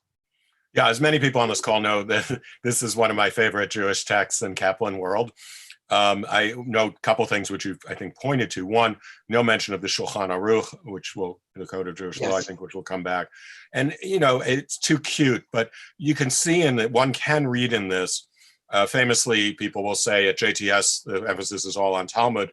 At many Orthodox seminaries, I'm not going to characterize yours, the emphasis is on the codes, ultimately, or at least rabbinic ordination is based largely on the codes. And you can see some of that there, the difference. And it plays out even today as the Law and Standards Committee issues the last few weeks rulings on streaming services on Shabbat and Yom Tov and various other things. The issue of to what extent do we have the flexibility that is obvious in the Talmud, but less so later as Jewish law becomes codified. Right, and this idea of authority is very much apparent. Great. So here on both sides of us it's not true that this started at all, but this really put into focus because one of the newspaper, a little bit to the so-called right, these are oversimplified terms, I apologize. But if the American Hebrew is affiliated with Kaplan, then the Hebrew Standard really aligns itself with his detractors at the center. And they read this article. This is a speech he gave in 1918, a program for reconstruction of Judaism. And here, Kaplan talks, Kaplan writes very candidly about the Shulchan Aruch, right? So if you, it's referred to in the right side, which we'll get to in a moment. He talks about how it would be silly to think that Judaism and its tradition, as it's developed till now, has to halt itself, that we need to keep it going. That we need to continue that process of learning, that process of authority making, and update and interpret Judaism and its code. Not to dispatch with them. Kaplan never says anything like that. But to do it in the name of progress. And this is, remember, this is New York City. So ideas like progress and modern are very much in vogue. This is the progressive age, after all. And so Kaplan is using language.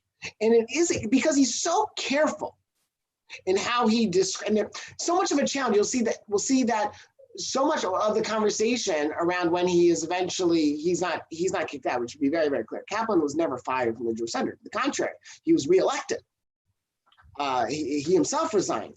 But the questions of his views was saying, "Dear Dr. Kaplan, dear Rabbi Kaplan, please tell us what you mean." Right, in Jewish parlance, give us Parish Rashi on what you mean. Kaplan was so careful of a writer, which is unbelievable considering how much he wrote. It was the language that he used. And eventually, what Kaplan, and this I think is unfortunate, you have the reduction of Jewish ideas to categories. To, I guess colloquially we might say buckets, where if Kaplan and American Hebrew and Jewish Theological Seminary fell into one bucket, Hebrew Standard, the Rabbi Isaac Elchanan Theological Seminary, and even because the yeshiva, its ordination was also conferred by the Agudas HaRabbanim, fell into a different bucket. The dynamics of American Jewish life prevented Kaplan from existing in multiple planes to the best of his abilities. And nobody was better suited to do that. But Kaplan was forced to make choices because of the ongoing rigidity. What's interesting is that this is in contradistinction to American Christianity. This is the time in which the Federation of and the Council of American Churches are formed. This is where denominationalism didn't matter as much as whether you were what they didn't use this term quite yet, fundamentalist Christianity or liberal Christianity. This was this moment. Eventually, now we're talking about the Scopes trial in 1925, where Christianity was being amalgamated, coalesced into larger groups, but there was certain elasticity within the denominations. Kaplan was hoping, likely, that there would be his American Judaism and Reform Judaism. He thought he could never marry the two together. He made that very clear. But what he, I think, underestimated was that even within his groupings of American Judaism, the people that he would eventually write Judaism of Civilization, he did not properly calculate just how rigid its forms were going to be. And so on the right, you have Orthodoxy, Reform, and Kaplanism, and this probably drove Kaplan wild, is that here you had an article in the Jewish Forum, and it goes to show you just how people read all the different magazines at the time. In the Jewish Forum, which did not call itself the Orthodox Forum, it was the Jewish Forum, and it was paid for a lot by the contributors, by the trustees of Yeshiva, of Bernard Revel's school, the so-called downtown Yeshiva. A young rabbi in Cleveland, Ohio, Rabbi Leo Young, publishes an attack on Kaplan. So does his teacher, Kaplan's teacher, Bernard Drachman. Probably it did hurt him a great deal that Drachman would betray him so much. And it's very telling. Not only does, as Dan referred to, call into the authority of the Shulchan Aruch, which approximates Orthodox belief. Right? It's Orthodox praxis maybe, but the Shulchan Aruch, the 16th century code of Jewish law authored by Rabbi Yosef Cairo. But Jung astutely tries to dismantle Kaplan's program by his title, or maybe the editors of the journal do, Orthodoxy, Reform, and Kaplanism. That you can't have it, Mordecai Kaplan. You can't be the rabbi of all American Judaism. Great. Just a couple of thoughts. So we mentioned earlier, I think, Mel, correct us if we're wrong, this is the first time the phrase Reconstruction of Judaism appears, at least in print, based on the speech. And we think, most scholars, I think that the term comes from Dewey, one way or another, although Dewey's famous book, Reconstruction of Philosophy, is actually published a little bit later. But it's likely, I think that's the term Dewey is beginning. They're hanging out together. Dewey and Kaplan know one another. They're when the seminary moves up downtown, moves uptown in a little bit. Dewey, of course, moved from University of Chicago to Columbia Teachers College.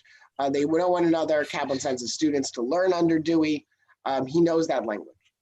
And did you think, I assume you agree, but tell me, that another thing Kaplan didn't see, but neither did any of his contemporaries, would be the continuous existence and thriving, certainly in the post-war era, although after a huge tragedy, of Orthodoxy as we know it today. I think many people beginning, well, even up to the Second World War, saw Orthodoxy as something that would eventually die out, certainly by the year 2000. Right, and because Kaplan is looking at his students in the seminary, and he's looking and he sees that half of the people in his class are graduates of Yeshiva College. Right.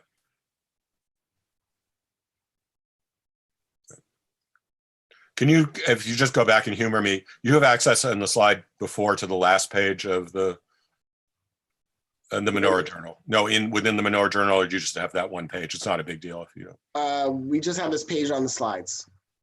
Right, because let me just. So if you want to call an audible. Yeah, okay. Hold on one sec. I will. Maybe as a bracha that we should have football.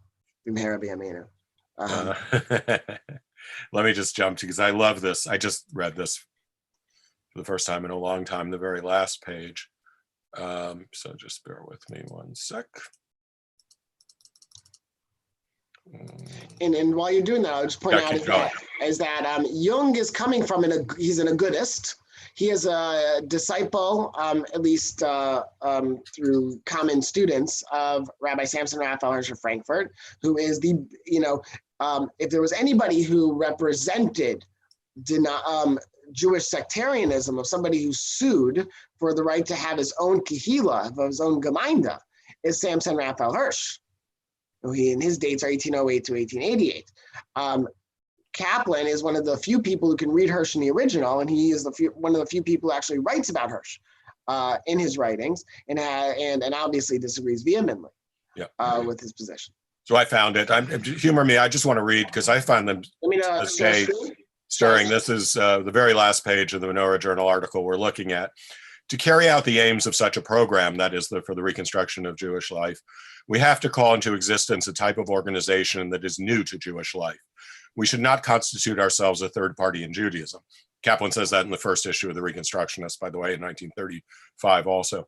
There is already enough of fragmentation and division among us without creating a new sect in Jewry. What we need is that a number of individual Jews and Jewesses devote themselves seriously to the task of carrying out a program like the one outlined. They should form themselves into a society for the diffusion of what may be termed the new religious realism, which shall give us a Judaism that is both historic and progressive. By whatever name such an organization would be called, could be Society for the Advancement of Judaism, it would essentially be a society for the advancement of religious realism in Jewish life. Is it too much to expect that the cause of spiritual enlightenment and progress among the Jews will gather around its standard as efficient, devoted, and self-sacrificing a society or order, as did the cause of reaction, fanaticism, and spiritual slavery in Christendom when the church was in danger? I would not think of referring to the Jesuits even for the purpose of illustration, but their keen insight into the value of educational activity as a means of religious reconstruction is certainly worthwhile acquiring. In forming such an organization, we cannot count upon the kindling ardor of crowds. We want only such men and women as have considerable Jewish vision, a background, large vision, and an unshakable faith in the recuperative powers of the Jewish soul. There is a sufficiently large number of such men and women among us. Let them only overcome their own inertia and learn to work together for the good of Judaism. We may then rest assured that the long-cherished dream of the spiritual regeneration of the Jewish people will become a reality. Sorry, I find that still to this day very, very moving. But once again, he is eschewing any responsibility. No third party here. Yeah. Right, which is vitally important. Yeah. Okay, we move on. The famous meeting.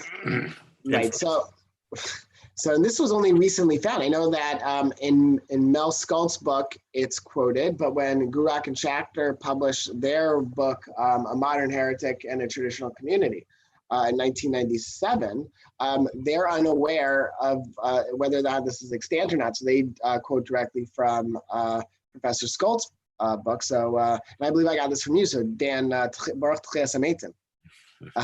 Then you brought this back. So by then, this is in the archives of the Reconstructionist Rabbinical College, I think. So you're a modern day Ezekiel, I suppose, and everybody who's supporting, yeah. So already in December 1920, so within 2.5 years of the founding of the Jewish Center, and by now there are many members. Again, maybe not by today's standards of these larger congregations, but one can imagine that if there are 411 members, it's only grown because other parts of New York have shrunk.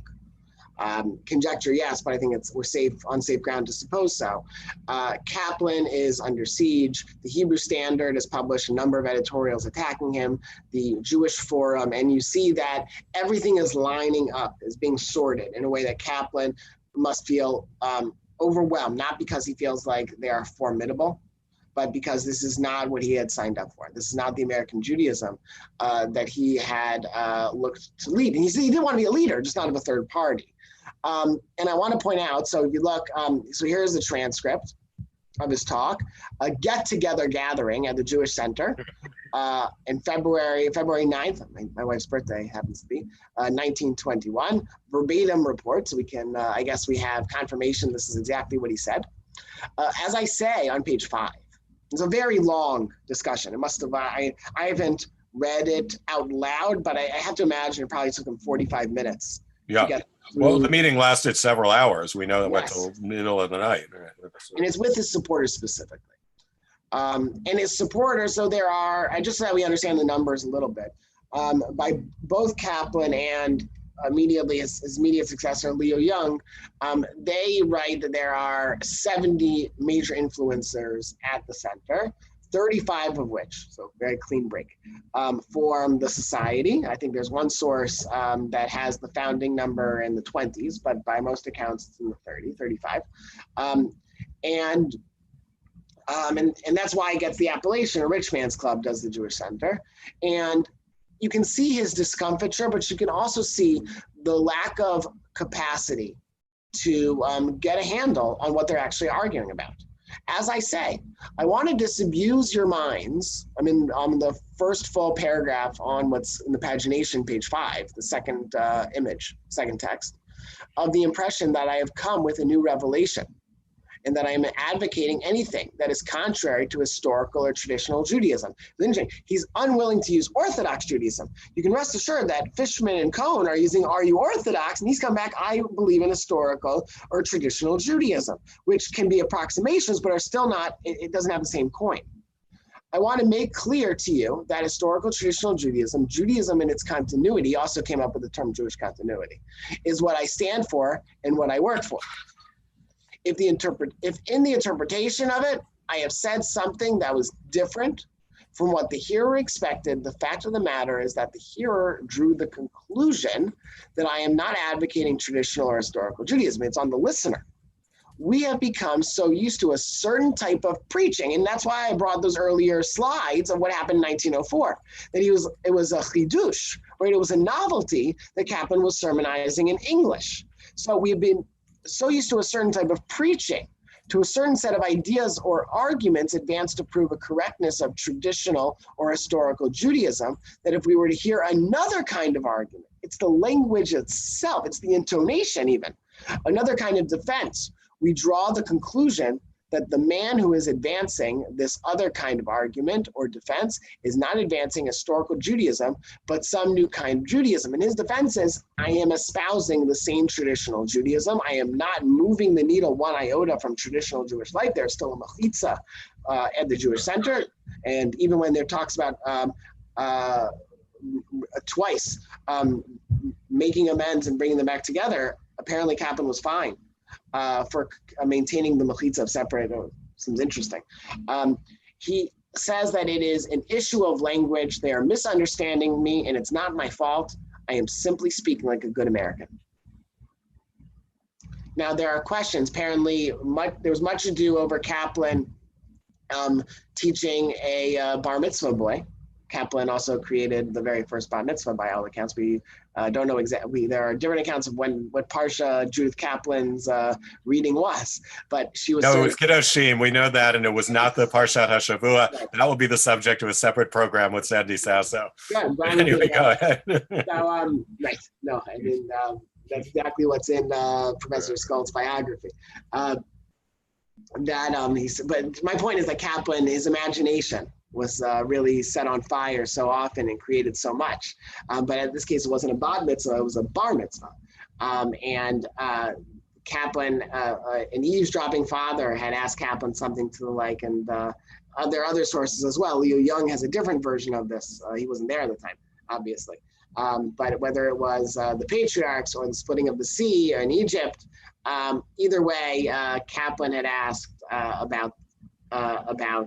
Kaplan was asked, by the father about his belief in this, and Kaplan answered honestly. And apparently this father, who wasn't a punctiliously observant Jew, nevertheless, that is not the way that an Orthodox Jew speaks.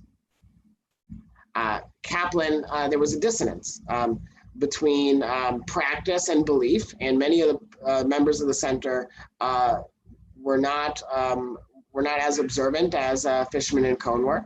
And all of this really, it was hard for anybody to decouple the issue. To say nothing on one other point, and I see that Mel has something to add, so please, is that when Cohn and Fishman would take Kaplan to task, and Kaplan deeply resented that either one of them had the knowledge base to have an argument. He thought it wasn't fair. We were going to have a different type of discussion. If you want to debate me, get somebody who can debate me.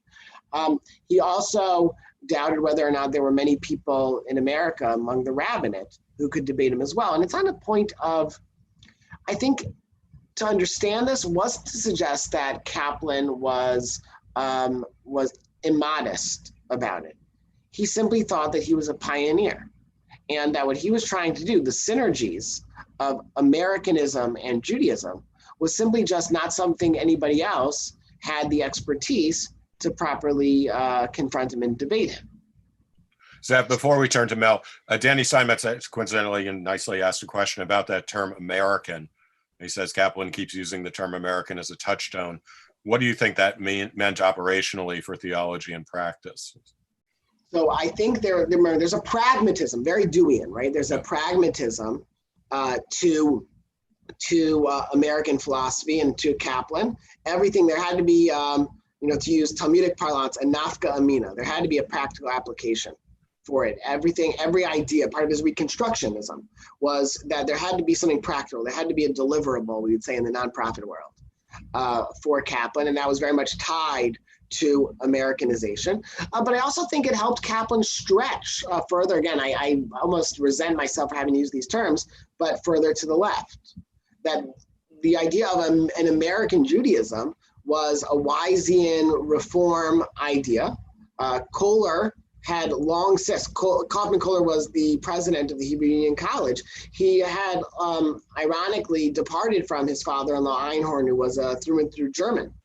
He had translated, which was Apicorsus to Einhorn, to translate his prayer book in the 1890s from German to English. Kohler led that campaign, and Kohler had adopted America and it's in full depth. So by leveraging America, Kaplan was many things, including a very astute politician. He understood that he was able to grab a wider swath further to the left. Great. I'm going to unmute Mel. I'm conscious of the time. I, for one, am having such fun, though. I don't want to stop quite yet. Those who need to leave obviously should feel totally free to do so, with our gratitude for attending. The recording of the full program will be posted, but we'll hang around a bit as questions keep coming in, and we'll finish our story. Mel? I think I was struck by the gradual growth of Mordecai Kaplan into a full acceptance of democracy. I think his Americanism is, in a sense, limited during this period. He wrote an article in 1919 in which he said, in America, the Jews can do whatever they want, and so what do they need Judaism for? And they will obviously be assimilated. And it was only later in the 30s and 40s, with the coming of the war and the rise of Nazism, that Kaplan became firmly committed to a religion of democracy as the essence of Judaism. The other thing that I want to mention is that I've recently come to feel that Kaplan's pragmatism was a very superficial thing. Kaplan rejected William James's varieties of religious experience explicitly because James had no use for community. Religion was what you do with your solitude, as Whitehead said. And so and there's a kind of openness. I've been reading Santayana, who Kaplan also valued, and Santayana talks about his teacher, William James, as somebody who couldn't come to a conclusion. And that kind of openness, which in a sense is at the center of pragmatism, was not at all compatible with who Kaplan was as a person. The fact that Kaplan's father died in 1917 is a very, very important fact. Because the article from 1920, which he gave first as a speech to the United Synagogue, was crafted in the wake of his father's death. That's very important. Thank you. Right. Can you enlarge any of this? We got a request. We enlarge it. I I think you have the Zoom function within PowerPoint, if you're using it, might work. I don't know. If we want to go a little bit of, let me see what I can do very quickly.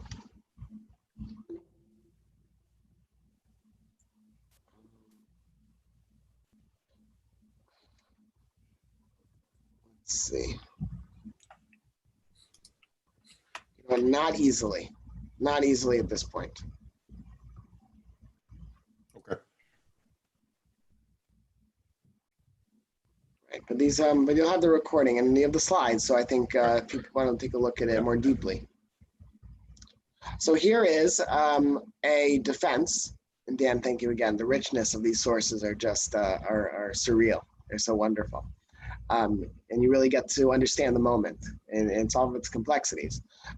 Is that Kaplan, he is the sum of the charges directed me against the goodness or abundance. So they factor in, this is a direct response to an editorial in the Hebrew Standard.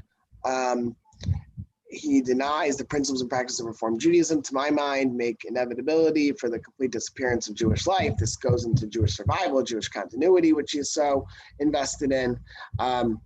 And he is trying his best to come up with a language that can defend himself. Can I just note, for in case it's not obvious, we've spent time on these Sunday afternoon programs already discussing Kaplan's excommunication in 1945 by the aforementioned Agudas HaRabbanim. And what many people don't realize is this battle goes way back. You've talked about it indirectly, at least. I just want to make that clear. This document is not from, this document's from 1920, right? Or approximately, this is not from 1945. So. And if I were a Freudian historian, if I were a psychohistorian, I might wonder if the Agudas HaRabbanim replaced the project of the chief rabbinate of New York, which included Rabbi Israel Kaplan. I wonder if it's not that he looks at the people who conquered his father, he's conquering them back. I wonder if he's actually looking at it as taking up the baton from his father in the first place. I wonder.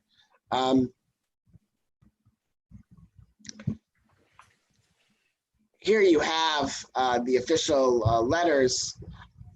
A long one. So an important point is that what's interesting is that Cohen-Fishman have actually lost. The membership decides to re-elect Kaplan as rabbi. In fact, they've offered him a lot of money. It goes from $10,000 to eventually $12,000, a good deal of money at the time. Kaplan indicates that that's something that stirred him quite a bit to be reelected. But what Cohen and Fishman have done, and they too are very good politicians, they have started a campaign to change the language of the charter of the Jewish Center to capture Kaplan in an orthodoxy, to introduce language of Shulchan Aruch, to introduce language of orthodoxy, which they knew that Kaplan couldn't do it. Kaplan has compartmentalized, he has argued, we can pray one way and I can speak another way, and we can have everybody. In fact, this actually complements, this redounds to the elasticity of his vision. In the end, he will have nothing of it. He writes to the president of the Jewish Center at the time, William Fishman, and he has already planned exactly what's going to happen, but he resigns as rabbi of the Jewish Center, I think very importantly on his own terms.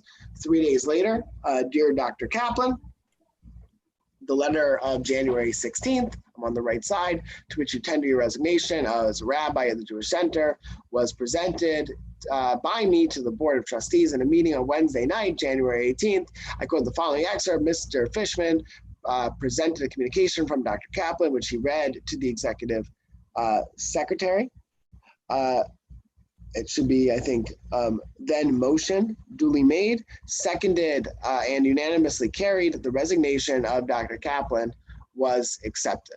I think it's very interesting is that doctor here and rabbi are both there. And it speaks to just how, he was, at one point they said, okay, so he's a great person to listen to and he has ideas and there's no sermonizer quite like him. That that's okay, as long as it comes in the context of an Orthodox service. And the idea of rabbi and doctor, I think it's very, very complicated. And the issue of authority also, it's hard, it's coupled up in all of this.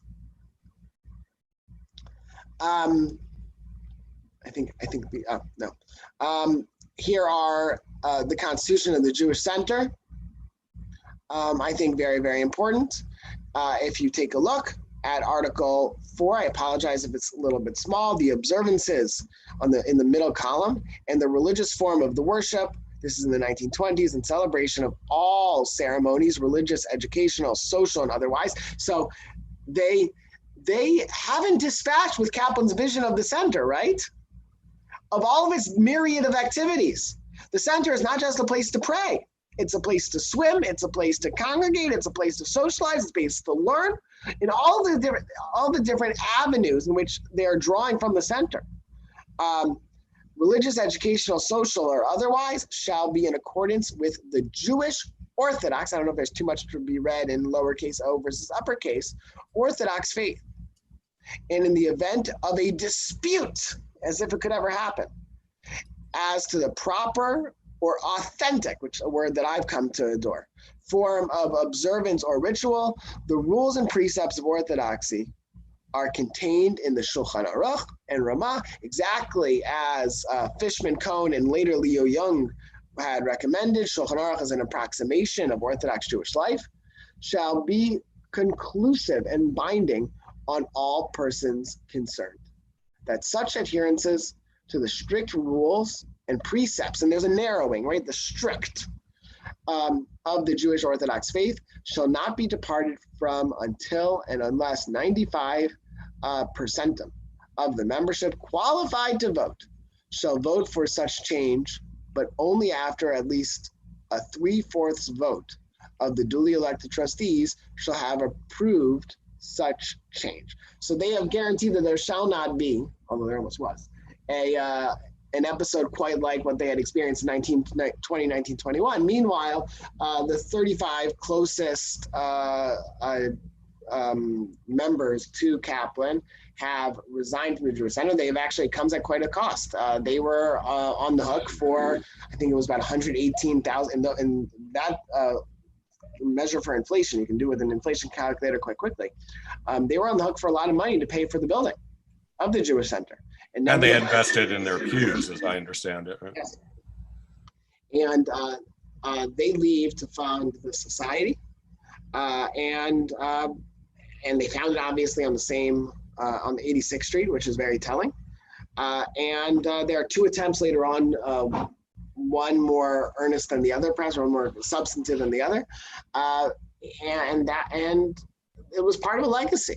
And so I have much to add, but maybe I'll stop here, Dan. Yeah, so we'll do, there's one more slide we want to cover. In the meantime, back to our 45th anniversary document, which we showed earlier. Things move very quickly, as it notes there. I think this is right. On January 24th, 1922, a new organization was set up at 41 West 86th Street. This, and again, we think this is Ira Eisenstein's retelling the story after consulting with Kaplan, with 22 faithful followers named, so a small, very small group. They called it the Society for the Advancement of Judaism, having borrowed the name from a group which was no longer functioning, but which had been organized to assist Dr. Judah Magnus to carry on his work for the New York Kehillah. Back to our New York Kehillah, I think many people don't know that. Clearly, there's been both cases, this notion of a society echoes Felix Adler's Society for Ethical Culture, but there is an existing organization that gets taken over. And at the bottom of that page, it notes that by March of 1923, the membership rose to 53 families. And Kaplan publishes this little booklet, which I'm proud to own a copy of, called the Society for the Advancement of Judaism, which is a little, very fancy little calligraph printed book that shows you why you should be a Reconstructionist. One of Kaplan's illustrious successors, Rabbi Gravel Herman, has asked a question, and it's something I wanted to touch on. When did the myth, and we'll come back to the question of myth, that Kaplan was kicked out because he spoke against the factory owners come into being? And this raises the broader issue. I'm not sure it's a myth, that there are two fundamentally, no, maybe not unrelated issues at play here. One is the social justice stuff, the Emil Hirsch stuff, where Kaplan is clearly distressed by what he sees as to say the least, substandard business ethics of his leading congregants. On the other hand, are issues not so much, as Danny Steinmetz notes here in the chat, of religious practice, but of religious philosophy. So how do you look at that? Is it a myth that he was kicked out? Well, he wasn't kicked out, but that he was pushed out. That is certainly the SAJ view. Not that he was fired, but that he was pushed to leave. Not everybody on the, so there's no way to say, no way, historians can do many things. They can't probe into the hearts of the historical actors and figure out how much of their politic was freighted with other matters. And so I imagine that there was a perception all along that Kaplan had somehow parted ways with his robber baron like congregants. So it's impossible to know.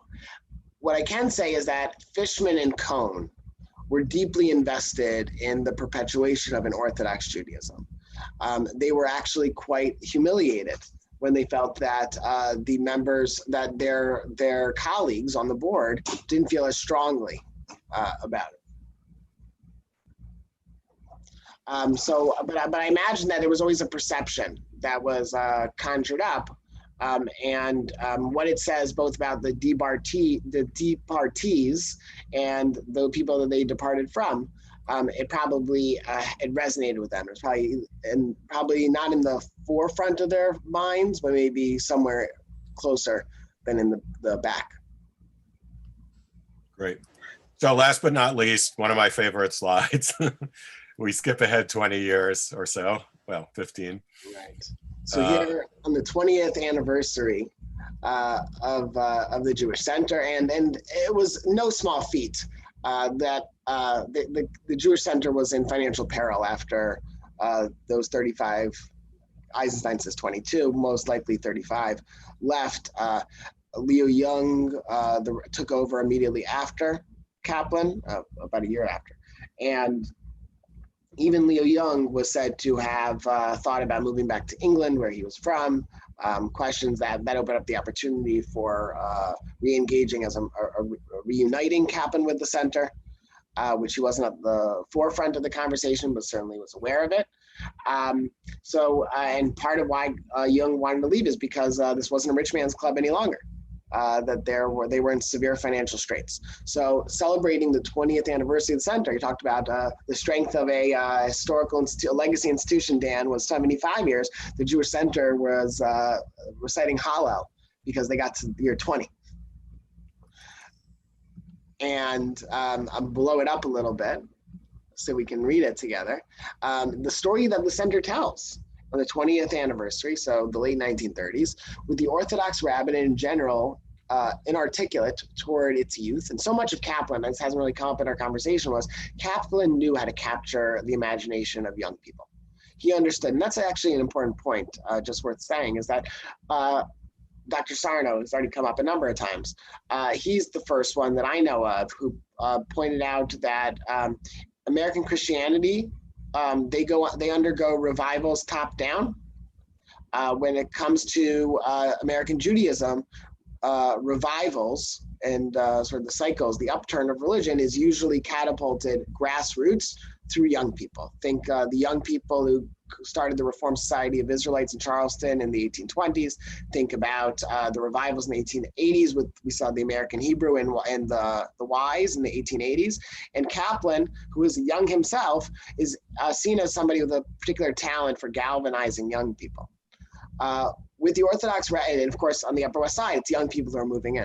When the Orthodox rabbinate in general, inarticulate toward its youth and with little influence in the affairs of the nation, the overwhelming majority of Orthodox synagogues, unprepared, unorganized, and alert, the youth not yet conscious of its responsibilities, the yeshiva, yeshivas is Bernard Revel, in the lower East Side battling against overwhelming odds for sheer survival. It was then that the Jewish Center faced a supreme challenge. Its institution had been raised with all too generous disregard of expense and maintenance costs when beyond the original plan. It's not just endemic to them. And when one half of the membership threatened to leave unless their demands were met, those who remained true to the Torah Troya. So you see that that's a Hirschian term that Rabbi Jung imports to the Jewish Center. True to the Torah had to face financial disintegration, social and personal disapproval, and the heartrending effort to keep up to develop an extraordinarily difficult undertaking with their fighting forces diminished by one half. And if you skip a little bit further down, the day which the Jewish Center said no to the betrayers of the faith of Israel will be inscribed in the golden letters in the history of American Israel. They are betrayers. So as you can imagine, the society did not take too kindly to being called betrayers. Just before you do this, Zev, let me just jump in. I just have to read the very beginning, the beginning of that paragraph. The revered Rabbi M.S. Margulies, the Mermaz, for many years, dean of the American Rabbinate, sanctioned the plans of the building of the Jewish Center and praised its leaders in the prayerful expectation that their noble purpose would soon be realized. Hardly had the center launched on its work when some of its leaders revealed a change of heart and, first by indirection, then openly, planned to use the Jewish Center for a new kind of Judaism that denied the foundations of our faith, ignored Jewish tradition, invaded the sanctity of Jewish law, and arrogated to itself the privilege of a reinterpretation based on sources hostile and foreign to Judaism. That's the part immediately before you read, which I can't resist adding, because somebody, again, as in our first slide, is not named. So a discussion was held. This is the SAJ board now. And this is from November 4th, 1937, just after this handsome souvenir volume was distributed at the center, very close by. A discussion was held regarding references made to the founders of the SAJ in the 20th anniversary souvenir program of the Jewish Center. It was the consensus of opinion that the gratuitous insults contained in the souvenir program be officially ignored, since it was beneath the dignity of the SAJ to take cognizance of such charges. Kaplan was away, I think. Mel will confirm that. It's interesting. He was not part of this. I think he was already in Palestine. Incredible how well read everybody was on the Upper West Side. I think they delivered some copies to the SHA. I imagine so. But you see, is that they understand that, so it was above, it was below their dignity, to issue a formal response, but not necessarily to discuss it. There was some talk about whether or not it was appropriate to do so. But you see, this is why I said this when we began, is that the historical import of this conflict wasn't lost on anybody. So much so that 20 years later, they needed to take issue. And it wasn't just because the two were within a stone's throw away from one another, the SAJ and the Jewish Center. But they understood they were making American Judaisms. They understood that they were prefiguring into the course of 20th and 21st century American Jewish life. It wasn't how anybody had thought it was going to be intended. But they understood just how relevant their battles were and still were ongoing already 20 years later. Great. So with that, I want to say Yasher Koach. That's wonderful, Zev. Thank you. It was a pleasure to work with you on this, and I look forward to doing more in the future. The hour is late. The discussion will be continued in a variety of ways online and elsewhere. But thanks to everybody for sticking with us for a long time, but a very rich discussion, I think. And have a wonderful Shavuot. Excellent, man. Happy Memorial Day, everybody.